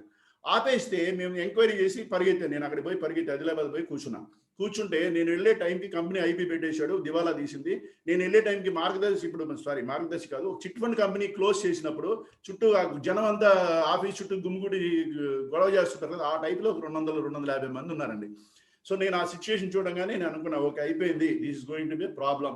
సో అని చెప్పేసి 95 lakhs చిన్న అమౌంట్ కాదు. So I was under tremendous pressure అనమాట. సో అక్కడ హ్యాండిల్ చేయాలంటే విధానం తెలియదు, అక్కడ ఓనర్ కనపడలా, ఎవరితో మాట్లాడాలో తెలియలే, చుట్టుపక్కల జనం, గొడవ. I spent more than 15 days on that particular issue by keeping all my priorities outside. నా పనులన్నీ వదిలిపెట్టేసి 15-20 రోజులు అక్కడ స్పెండ్ చేశాను. ₹1 సమాధానం లేదు. మధ్యలో ఓనర్ని పట్టుకుంటే వాడేం చెప్పాడంటే, మా దగ్గర ఒక ల్యాండ్ ఉంది, ఆ ల్యాండ్ తీసుకోండి, ప్రతి నేను డబ్బులు ఇచ్చే పరిస్థితులు లేనన్నాడు. మా కంపెనీ ఒప్పుకోవాలా, ల్యాండ్ ఏంది మనకి డబ్బులు కావాలి, లేదంటే మెటీరియల్ తీసుకురా అని చెప్పి నన్ను పంపించారు. మళ్ళీ నేను వెళ్తే నా వల్ల కాల. సో చివరికి ఒక 20 రోజులు కష్టపడిన తర్వాత వాడి చెక్కులు, దానికి సంబంధించిన డాక్యుమెంట్స్ రాతకోతలు ఇచ్చి, ఇది నేను చేయగలదు, ఒక 4 నెలల తర్వాత ఇస్తానని చెప్పేసి మొత్తం ఒక డాక్యుమెంటరీ ఎవిడెన్స్ క్రియేట్ చేసి కంపెనీకి ఇచ్చాను. ఈ డబ్బులు పంపించేటప్పుడు మా కంపెనీ సీఎం కానివ్వండి, ఫైనాన్స్ హెడ్ కానివ్వండి, అందరూ all people agreed and it went through channel, because మాది కార్పొరేట్ కంపెనీ కాబట్టి there is lot of procedure. So అందరూ ఓకే చేసి పంపించారు. ఎప్పుడైతే మిస్ఫైర్ అయిందో దెన్ దే సెడ్ దీ డాక్యుమెంట్స్, ఈ చెక్లు గిక్లు మాకు సంబంధం లేదు, నువ్వేం చేస్తావో తెలియదు, మాకు డబ్బులు కావాలి. నేనేం చేస్తానండి? What can I do? So నేనేం చేయలేదు సార్. నేను చెప్పాను సార్, ఇది company problem, it's not my problem, పర్సనల్గా నేను చేసింది కాదు, this is the resolution by the company people అని చెప్పాను. So there was lot of problem. నేను ఆ ప్రాబ్లం నుంచి కంపెనీలో నాకు కొంత ఇమేజ్ కూడా దెబ్బతింది ఆ టైంలో. It took almost 2.5-3 years to get back my original status అనమాట. ఎందువల్లండి, అది ఒక కంపెనీగా నలుగురు కూర్చొని దాని ఒక రెస్పాన్సిబిలిటీ తీసుకుని సీనియర్స్ అంతా తీసుకుంటే అది వేరే విధంగా ఉండేది. ఎప్పుడైతే సీనియర్స్ ఇది కంపెనీ బోర్డుకి సమాధానం చెప్పుకోవాలని చెప్పేసి విత్డ్రా అయిపోయారో, I was under tremendous pressure. So withdrawal of responsibility was the major reason for conflict in so many aspects.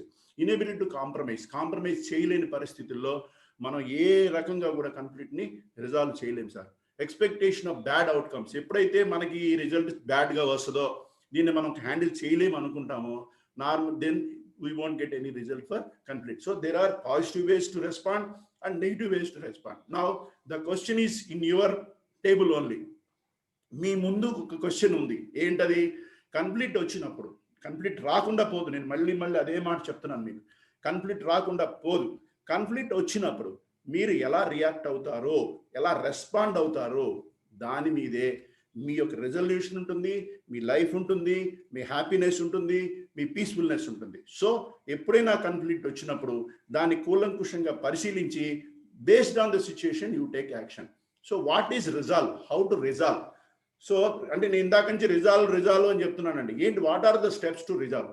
First reach out, or is reach out, come together with the person you are having conflict. First ఎవరితో అయితే మీకు conflict ఉందో వాడి దగ్గర కూర్చోండి, మీరే open చేయండి issue, తప్పేం లేదు. వాడని మీరని వారు పోస్ట్పోన్ చేసుకుంటూ పోతే ఆ ఇష్యూ పెద్దదవుతుంది తప్ప రిజల్ట్ రాదు. First open the issue, then engage with conversation, open the talk with the person, make sure to talk one at a time. ఎప్పుడైనా సరే గుర్తుపెట్టుకోండి, ఇద్దరు ఒకేసారి నువ్వంటే నేనంటే నువ్వు కొట్టుకుంటూ కూర్చుంటే సమస్యకి పరిష్కారం దొరకదు.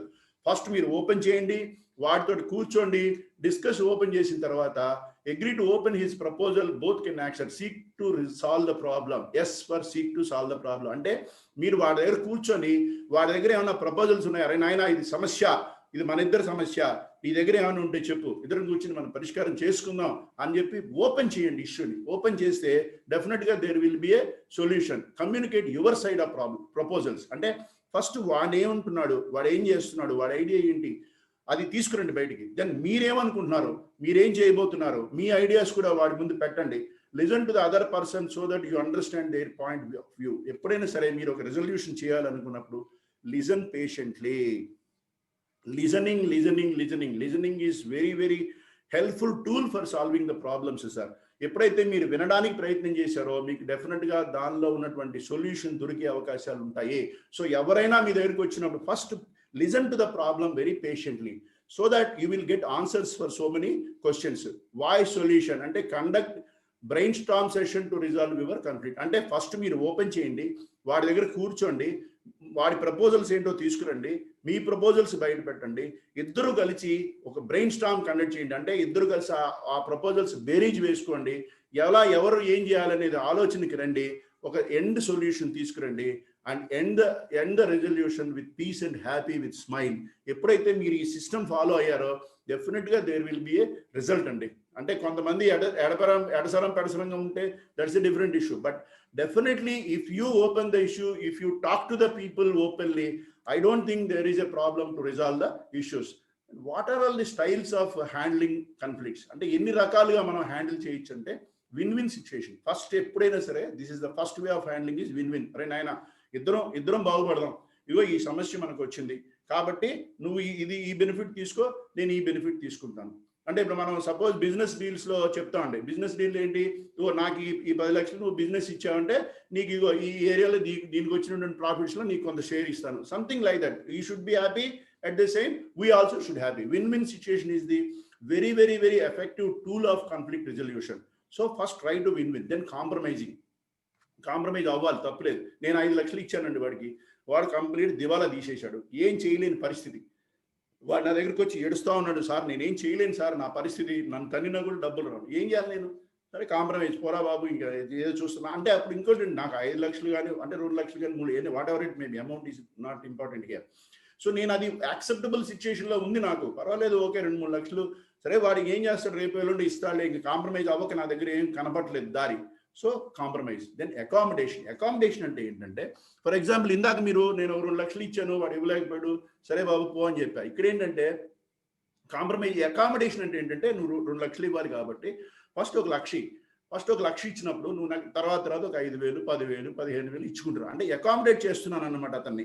How to solve the problem అనేది ఇచ్చుకుంటురా. నెమ్మదిగా నా డబ్బులు ఫ్రీగా రాలేదు కదా, కాబట్టి నువ్వు ఏదో రకంగా దాన్ని సాల్వ్ చేయరా బాబు నెమ్మదిగా అని చెప్పడం. విత్ డ్రాయింగ్ అంటే కంప్లీట్గా అసలు పోరా బాబు, నీ గొడవ, నేను వేరే పనులు, చాలా ఇంపార్టెంట్ పనుల్లో ఉన్నాను, ఇది నాకు ఈ తలకాయ నొప్పి అయిపోయింది, నువ్వు పో, నువ్వు ఏం చేసుకుంటావు చేసుకోపో, ఇది నాకు సంబంధం లేదు, వదిలేశానని చెప్పి విత్ డ్రా కూడా అవుతుంది ఒక్కొక్కసారి. So withdrawing is one of the situation. Then competing అంటే ఏంటంటేనండి, we are going into the competition situation, అంటే ఛాలెంజింగ్ అనమాట. అంటే నువ్వు 5 లక్షలు నాకు ఇవ్వాలి, నువ్వు ఇవ్వవా, సరేరా, ఇవ్వకపోతే చూస్తాను, నువ్వు ఎందుకు ఇవ్వవో, ఎలా ఇవ్వవో, ఏం చేయవో నేను చూస్తాను. ఓకే, నాకు తెలీదా నీ దగ్గర తీసుకునే విషయాలు, చూస్తాను పదా, ఓ నువ్వు బో, నేను పంపిస్తాను కదా, నీ వెనకాల నీకు కనబడదు బొమ్మ, చూడు నేను ఎలా చేస్తాను అంటే కంపీట్ చేస్తున్నాం, ఛాలెంజ్ చేస్తున్నాం ఇష్యూని. ఇక్కడ ప్రాబ్లం ఏంటంటే, వాడి సరైనోడు మనతో ఈక్వల్ అని ఉంటే మనం ఫేస్ చేయాలి, లేదంటే వాడు కలబెరండి, సంథింగ్ లైక్ దట్. ఏంటంటే మీరు you are showing your competence levels to deal the issue అనమాట. చూసుకుంటాను పో, నేనేం చేయాలో నాకు తెలుసు అని కాంపీట్ చేస్తున్నారు. నెక్స్ట్ ఫోర్సింగ్ అంటే ఇంక మీరు బలమైన శక్తి, మీరు వాడిని తల వంచి వాడిని ఏదో రకంగా ఇబ్బంది పెట్టి నానా తంటాలు పెట్టి కంపల్సరీ మీరు వసూలు చేసుకుంటున్నారు డబ్బులు. ఇది ఆల్ ఎగ్జాంపుల్స్ అనమాట. సో ఒక కాన్ఫ్లిక్ట్ ఏదైనా మన దగ్గరికి వచ్చినప్పుడు దాన్ని ఏ రకంగా రిజాల్వ్ చేయాలంటే దేర్ ఆర్ సెవరల్ మెథడ్స్ అండి. ఏ మెథడ్ మనకి అక్కడ సిచ్యుయేషన్ ప్రకారం మనకు అనుకూలంగా ఉంటుందో.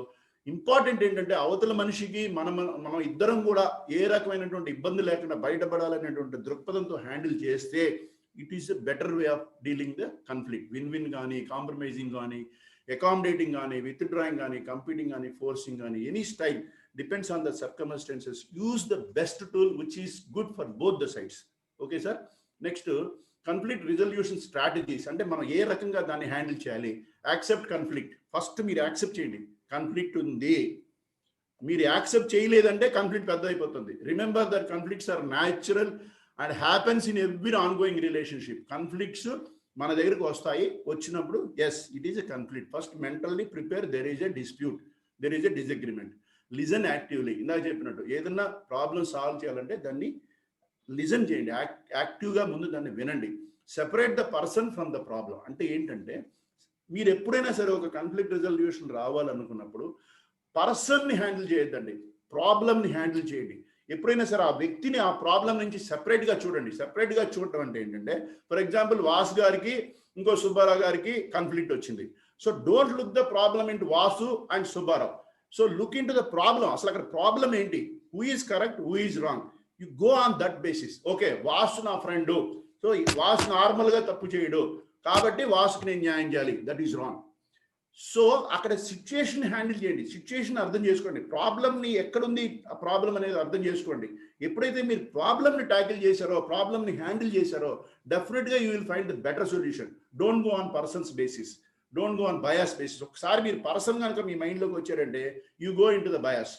So attack the problem, don't look into the person wise. So important is you handle the problem. Then define acceptable behaviour. ఎప్పుడైనా సరే మనం ఒక కాన్ఫ్లిక్ట్ రిజల్యూట్ చేయాలంటే బిహేవియర్ ఈజ్ చాలా ఇంపార్టెంట్ అండి. రూడ్గా బిహేవ్ చేయడం, యారగెన్స్గా బిహేవ్, మనకన్నా చిన్నోడిని కూడా పిలిచి, ఎందుకు మన ఇంట్లో మన పిల్లల్ని పిలిచి ఇష్టం వచ్చినట్టు తిట్టండి, ఆయన మన ఎదురుగా తిట్టపోయినా పక్క పైన తిట్టుకుంటాడు, ఇంకేం పని లేదు పాట లేదు, ఆఫీస్ అంతా నా మీద చూపిస్తాడు ఈ కోపం అంతా అని చెప్పేసి. సో అదే యాక్సెప్టబుల్ బిహేవియర్లో పిల్లలు తప్పు చేసిన కూర్చోబెట్టి వాళ్ళకి చిన్న కౌన్సిలింగ్ చేసి విధానం చెప్పామనుకోండి, డెఫినెట్గా they will accept it. So ఒక బిహేవియర్ అనేది ప్రతిదానికి ఉంటుందండి. ఎప్పుడైనా సరే మనం ఒక కాన్ఫ్లిక్ట్ రిజాల్వ్ చేయాలన్నప్పుడు అందరికీ అంగీకారయోగ్యమైనటువంటి ఒక బిహేవియర్ని మనం తీసుకుని, అంటే ఒక పెద్ద మనిషి తరహాగా, ఒక మంచితనంగా, లేదంటే అక్కడ ఉన్న సిచ్యుయేషన్ బట్టి మనం ఏ రకంగా హ్యాండిల్ చేస్తే కాన్ఫ్లిక్ట్ రెజల్యూషన్స్ వస్తుందని చూడాలే కానీ మన ఒరిజినల్ క్యారెక్టర్, ఒరిజినల్ బిహేవియర్తో నేను పోతానంటే మీ పని నడవదండి. అన్ని చోట్ల అది యాక్సెప్టబుల్ కాదు. సో ఇంకోటి ఏంటంటే స్టార్ట్ విత్ కాంప్లిమెంట్. ఎప్పుడైనా సరే ఒక కౌన్సిలింగ్ కానీ, ఒక కాన్ఫ్లిక్ట్ రెజల్యూషన్ కానీ మీరు చేసేటప్పుడు మోస్ట్ ఇంపార్టెంట్ పాయింట్ అంటే స్టార్ట్ విత్ కాంప్లిమెంట్. ఎవరినైనా తిట్టాలంటే ఫస్ట్ పొగిడి తిట్టండి. పొగడాలంటే పొగిడేయండి, డైరెక్ట్గా పొగడండి, no problem, no issue at all. But తిట్టాలంటే మాత్రం పొగిడి తిట్టండి. దానివల్ల రిజల్ట్ ఒకసారి చూడండి, మీరు యూ ఫీల్ వెరీ హ్యాపీ. అంటే ఫర్ ఎగ్జాంపుల్, మీ ఫ్రెండ్ ఏదో ప్రాబ్లమ్ ఇరుక్కున్నాడు, లేదంటే ఇరుక్కున్నప్పుడు వాడిని పిలిచి, అరే నీకు బుద్ధి లేదురా, ఫ్రెండ్ కాదు, మన ఇంట్లో మన సొంత మనిషి అనుకోండి, ఎవరైనా సరే, నీకు బుద్ధి లేదు, నీకు నాన్ సెన్స్ ఈడియట్, అసలు నువ్వు ఏం పని చేసినా ఇలాగే ఉంటాయి, దరిద్రంగా చేస్తావు, నీకు సిగ్గు లేదు, శరం లేదని తిట్టడం మొదలెట్టావు అనుకోండి, వాడికి ఎక్కడో కాలుతుంది. చివరికి ఆయన చెప్పేవాళ్ళ పో అని చెప్పేసి వాడి దాన్ని పడుతూ వాడి బిహేవియర్ అలాగే ఉంటుంది. ఇంకో డిసడ్వాంటేజ్ ఇంకా పెంచుతాడు, ఇక నేను చెప్పేది నాకని. అలా కాకుండా వాడిని కూర్చోబెట్టి, రే నాయన నువ్వు చాలా మంచోడివి, నీలో చాలా గుడ్ క్వాలిటీస్ ఉన్నాయి, నువ్వు మంచి ఫ్యామిలీ నుంచి వచ్చావు, మీ ఫాదర్ మదర్ చూడు ఎంత మంచి పేరుంది వాళ్ళందరికీ, ఓకే, సో నువ్వు మొదటి నుంచి కూడా అరే పలానా పలానా XYZ అంటే ఎంత మంచి పేరు, నేను చూస్తే అందరూ హ్యాపీగా ఫీల్ అవుతారు. నువ్వు ఒక చిన్న తప్పు చేసి ఎందుకురా నీ కెరీర్ ఎంత పాడు చేసుకుంటావు, అర్థం చేసుకో, చక్కగా ఇంత మంచి క్యాపబిలిటీ ఉంది, మంచి ఎఫిషియన్సీ ఉంది, మంచి అర్థం చేసుకునే వ్యవహారం ఉంది నీ దగ్గర, ఒక చిన్న తప్పు వల్ల నువ్వు పాడైపోతున్నావురా, చెడ్డ పేరు వస్తుందని చెప్పడానికి ట్రై చేసావు అనుకోండి, వాడు ఆలోచిస్తాడు, నిజమే, ఓకే మనం ఈ తప్పు చేసి ఇంత మంచి పేరు ఉంది, మనం ఎందుకు పాడు చేసుకోవాలి, ఆలోచించే అవకాశాలు ఉన్నాయి. కాబట్టి తిట్టేటప్పుడు తిట్టండి, పడదు, సరేనా? Don't jump in to conclusion, ఇమీడియట్గా కంక్లూజన్లోకి వెళ్ళొద్దు, ఎనాలిసిస్ చేసి స్టడీ చేసి వెళ్ళండి. Do constructive criticism. ఎప్పుడైనా సరే మీరు క్రిటిజం చేయాలంటే కన్స్ట్రక్టివ్గా చేయండి, అంటే వాడికి ఉపయోగపడే విధంగా చేయండి. ఇటు దొరికాడు రా బాబు ఉతికేద్దాం రిన్ సబ్బుతో అన్నారంటే ఇంకా దానివల్ల నెగిటివే కానీ పాజిటివ్ మాత్రం రాదు. So these are all the strategies how you have to handle conflicts sir. Then what is the core of the conflict అంటే ఇప్పుడు వరకు జనరల్ ఇష్యూస్ మాట్లాడారు, అసలు కాన్ఫ్లిక్ట్ లో ఉన్న లోత్ ఏంటి, కాన్ఫ్లిక్ట్ లో ఒరిజినాలిటీ ఏంటంటే conflict is drama and how people deal with conflict show you the kind of people they are. Very very important sir. ఎప్పుడైతే ఒక మనం గొడవ పడ్డప్పుడు మాట్లాడుతున్నాడో అదే వాడి ఒరిజినల్ క్యారెక్టర్. గుర్తుపెట్టుకోండి, ఎప్పుడైనా సరే, ఎప్పుడైనా మనతో గొడవ పడినప్పుడు వాడు ఏ విధంగా మనతో బిహేవ్ చేస్తున్నాడో అది వాడి ఒరిజినల్ క్యారెక్టర్, అంటే వాడి మైండ్ లో ఉన్నవన్నీ బయటకు వస్తాయి. వెరీ వెరీ గుర్తుపెట్టుకోండి, కావాలంటే మీరు ఆలోచించుకోండి. అప్పటిదాకా ఫ్రెండ్లీగా హ్యాపీగా ఉన్నప్పుడు ఏంది ప్రతిదీ పొగుడుతాడు, హ్యాపీ మంచోడు చెడ్డోడు. ఎప్పుడైతే గొడవ పడ్డాడో అప్పుడు వాడి మైండ్లో వాడి మనసులో 20 సంవత్సరాల నుంచి 10 సంవత్సరాల నుంచి 10 సంవత్సరాల నుంచి మన గురించి పెట్టుకున్నదంతా ఒకసారి బయటకు వస్తుంది. So it shows the reality of the persons. Conflict వల్ల ఇది మంచి అనుకోండి చెడు అనుకోండి, సో వాడు అసలైన వాడు ఎటువంటి మనిషి, వాడు చాలాసార్లు మనకి ఎక్స్పీరియన్స్ అయి ఉంటుంది, ఓ వీడు ఇలాంటి వాడా, అసలు నేను వీడు ఇలాంటి వాడు అనుకోలేదు అని మనం చాలాసార్లు అనుకున్నాం. సో ఎప్పుడైతే గొడవ పడ్డారో అప్పుడే వాడి ఒరిజినల్ క్యారెక్టర్ మనకి బయటకు వస్తుంది అనమాట. So then be quick to resolve the conflicts అండి, because the energetic crocodile was once a delicate egg. అంటే ఒకప్పుడు అంటే క్రాకడైల్ ఎంత బలమైనటువంటి జంతువు మనకు తెలుసు, కానీ అది కూడా పుట్టిన వెంటనే ఒక చిన్న ఎగ్, దానికి ఎటువంటి శక్తి సామర్థ్యాలు లేనటువంటి ఒక ఎగ్ స్టేజ్ అది. అలాగే ఒక కాన్ఫ్లిక్ట్ని కూడా అది ఎప్పుడైతే ఒక ఎగ్ స్టేజ్లో ఒక ఇనిషియల్ స్టేజ్లో ఉన్నప్పుడే దాన్ని తుంచేస్తే అది ఒక క్రాకడైల్ లాగా ఒక మొసలి లాగా పెద్ద శక్తివంతమైనదిగా తయారవ్వదు. So don't allow the conflict to move on. దాన్ని పెంచుకుంటూ పోయి మొక్కై వంగంది మానవ వంగున అనే సామెత ప్రకారం ఇక దాన్ని తుంచడానికి నానా ప్రయత్నాలు చేసి విసిగిపోయి ఫ్రస్ట్రేషన్లోకి వెళ్ళేదానికన్నా ఎప్పుడైతే కాన్ఫ్లిక్ట్ వచ్చింది అని అర్థమైందో దాన్ని హ్యాండిల్ చేసి ఆ సమస్యని అక్కడికక్కడికి పరిష్కరించుకోవడంలో చాలా ఆనందమయమైనటువంటి జీవితం ఉంటుందండి. So don't allow the conflict to go on continuously and move on for long time. Then it's conflict does not win who has more weapons but who knows best use of them. ఎవరి దగ్గర అయితే నా దగ్గర ఎక్కువ ఆయుధాలు ఉన్నాయి నేనే గెలుస్తాను అనుకుంటే మాత్రం శుద్ధ రాంగు, పప్పులో కాలేసినట్టే. ఆ ఆయుధాన్ని ఎలా ఉపయోగించాలి, ఎప్పుడు ఉపయోగించాలి, ఏ విధంగా ఉపయోగించాలి అని తెలిసిన వాడే గెలుస్తాడు. నా దగ్గర తుపాకీ ఉంది, దాని ప్యాచులో రాదు, ఏం ఉపయోగం అండి? సో నీ దగ్గర ఎన్ని ఆయుధాలు ఉన్నాయి కాదు, ఏ టైంలో ఏ ఆయుధం ఉపయోగించాలో అప్పుడే నువ్వు గెలిచిన వాడు అవుతావు. అంటే ఇక్కడ ఆయుధాలు అంటే ఏంటంటే క్యారెక్టరిస్టిక్స్. మన దగ్గర మంచి చెడు రెండు ఉంటాయి. సో మంచి ఎప్పుడు ఉపయోగించాలి, సామధాన భేద దండోపాయాలని దండం కూడా పెట్టారండి వాళ్ళు, దండాన్ని కూడా యాడ్ చేశారు. సామధాన భేదంతో వదిలేలా. దండం అంటే ఏంటి? కొట్టడం, అంటే అగ్రెసివ్నెస్. దండం దశగుణం భవేత్ కూడా అన్నారు, మరి ఏ సందర్భంలో అన్నారో మనకి తెలియదు, రకరకాల ఇష్యూస్ ఉంటాయి కాబట్టి. సో మన దగ్గర ఏ ఆయుధం ఉందనేది ఇంపార్టెంట్ కాదండి, ఆ ఆయుధాన్ని ఎప్పుడు ఎలా ఉపయోగించాలి, ఏ టైంలో ఉపయోగించాలి అని తెలిసిన వాడే విజయం సాధిస్తాడు. సో ఆయుధాలు మన దగ్గర ఉండడం కాదు, దాన్ని ఉపయోగించే శక్తిని పెంచుకోవాలి. So good characters, develop the characters so that you understand how to handle the conflict. The direct use of force is a poor solution to any problem. It is generally employed only by small children. ఎప్పుడైనా సరే children చూడండి, children attitude చూడండి, చిన్న గొడవ రాగానే ఏం చేస్తారండి, మీద పడి కొట్టుకుంటారు, చొక్కాలు చింపుకుంటారు, ఇష్టం వచ్చినట్టు తిట్టుకుని ఏడ్చుకుంటూ వాడు వాడింటికి పోతాడు, వీడింటికి పోతాడు. సపోజ్ అన్నదమ్ములు అయితే ఇద్దరు వాడు ఒక మూల ఈడు ఒక మూల కూర్చొని ఏడుస్తూ ఉంటారు. అంటే చిల్డ్రన్ మెంటాలిటీ ఎలా ఉంటుందంటే కాన్ఫ్లిక్ట్ రాగానే రియాక్షన్ కొట్టుకోవడం, ఇమ్మీడియట్గా కొట్టేసుకుంటారు. సో అది చిల్డ్రన్ మెంటాలిటీ, వెరీ క్లియర్గా చెప్తున్నాం. సో మనం కూడా చిల్డ్రన్స్ లాగా ఉండాలా? వెన్ కాన్ఫ్లిక్ట్ వచ్చినప్పుడు we have to behave like children. Is the way our maturedness. మనకు భగవంతుడి ఇచ్చిన శక్తి అదేనా? కాదు. సో చిన్న పిల్లల తరహాలో కాన్ఫ్లిక్ట్ ఎప్పుడైతే వచ్చిందో దాన్ని ఇమ్మీడియట్గా ఒక గొడవలాగా పెంచకండి. ఒక మెచ్యూర్డ్గా, ఒక ఆలోచన విధానంతో దాన్ని ఏ రకంగా సాల్వ్ చేస్తే మనం బయటపడతాము అనేటువంటి ఒక విచక్షణ రహితంగా ఆలోచించి దానికి ఒక కాంక్రీట్గా ఒక స్టెప్ బై స్టెప్ ఫాలో చేసి దాన్ని ఆ కాన్ఫ్లిక్ట్ ఎంతవరకు అయితే మనం తగ్గించుకొని మనం హ్యాపీ లైఫ్ ఎంతవరకు అయితే వదిలించుకొని హ్యాపీ లైఫ్ లీడ్ చేయగలుగుతామో అన్ని రకాల ప్రయత్నాలు చేసి ప్రతి కాన్ఫ్లిక్ట్ని సావధానంగా సానుకూలంగా పరిష్కరించుకుంటూ ఓపికగా వెళితే మన జీవితం ఖచ్చితంగా హ్యాపీగా, సంతోషంగా, సంతృప్తిగా ఉంటుందని చెప్పడంలో ఎటువంటి సందేహము లేదు. So this is my session on conflict management. Thank you very much for patient listening. ఎంతసేపు ఓపికగా ఎటువంటి కాన్ఫ్లిక్ట్ లేకుండా, ఎటువంటి ఇది లేకుండా మీరు నా విన్నందుకు అందరికీ నా హృదయపూర్వక ధన్యవాదములు. Thank you.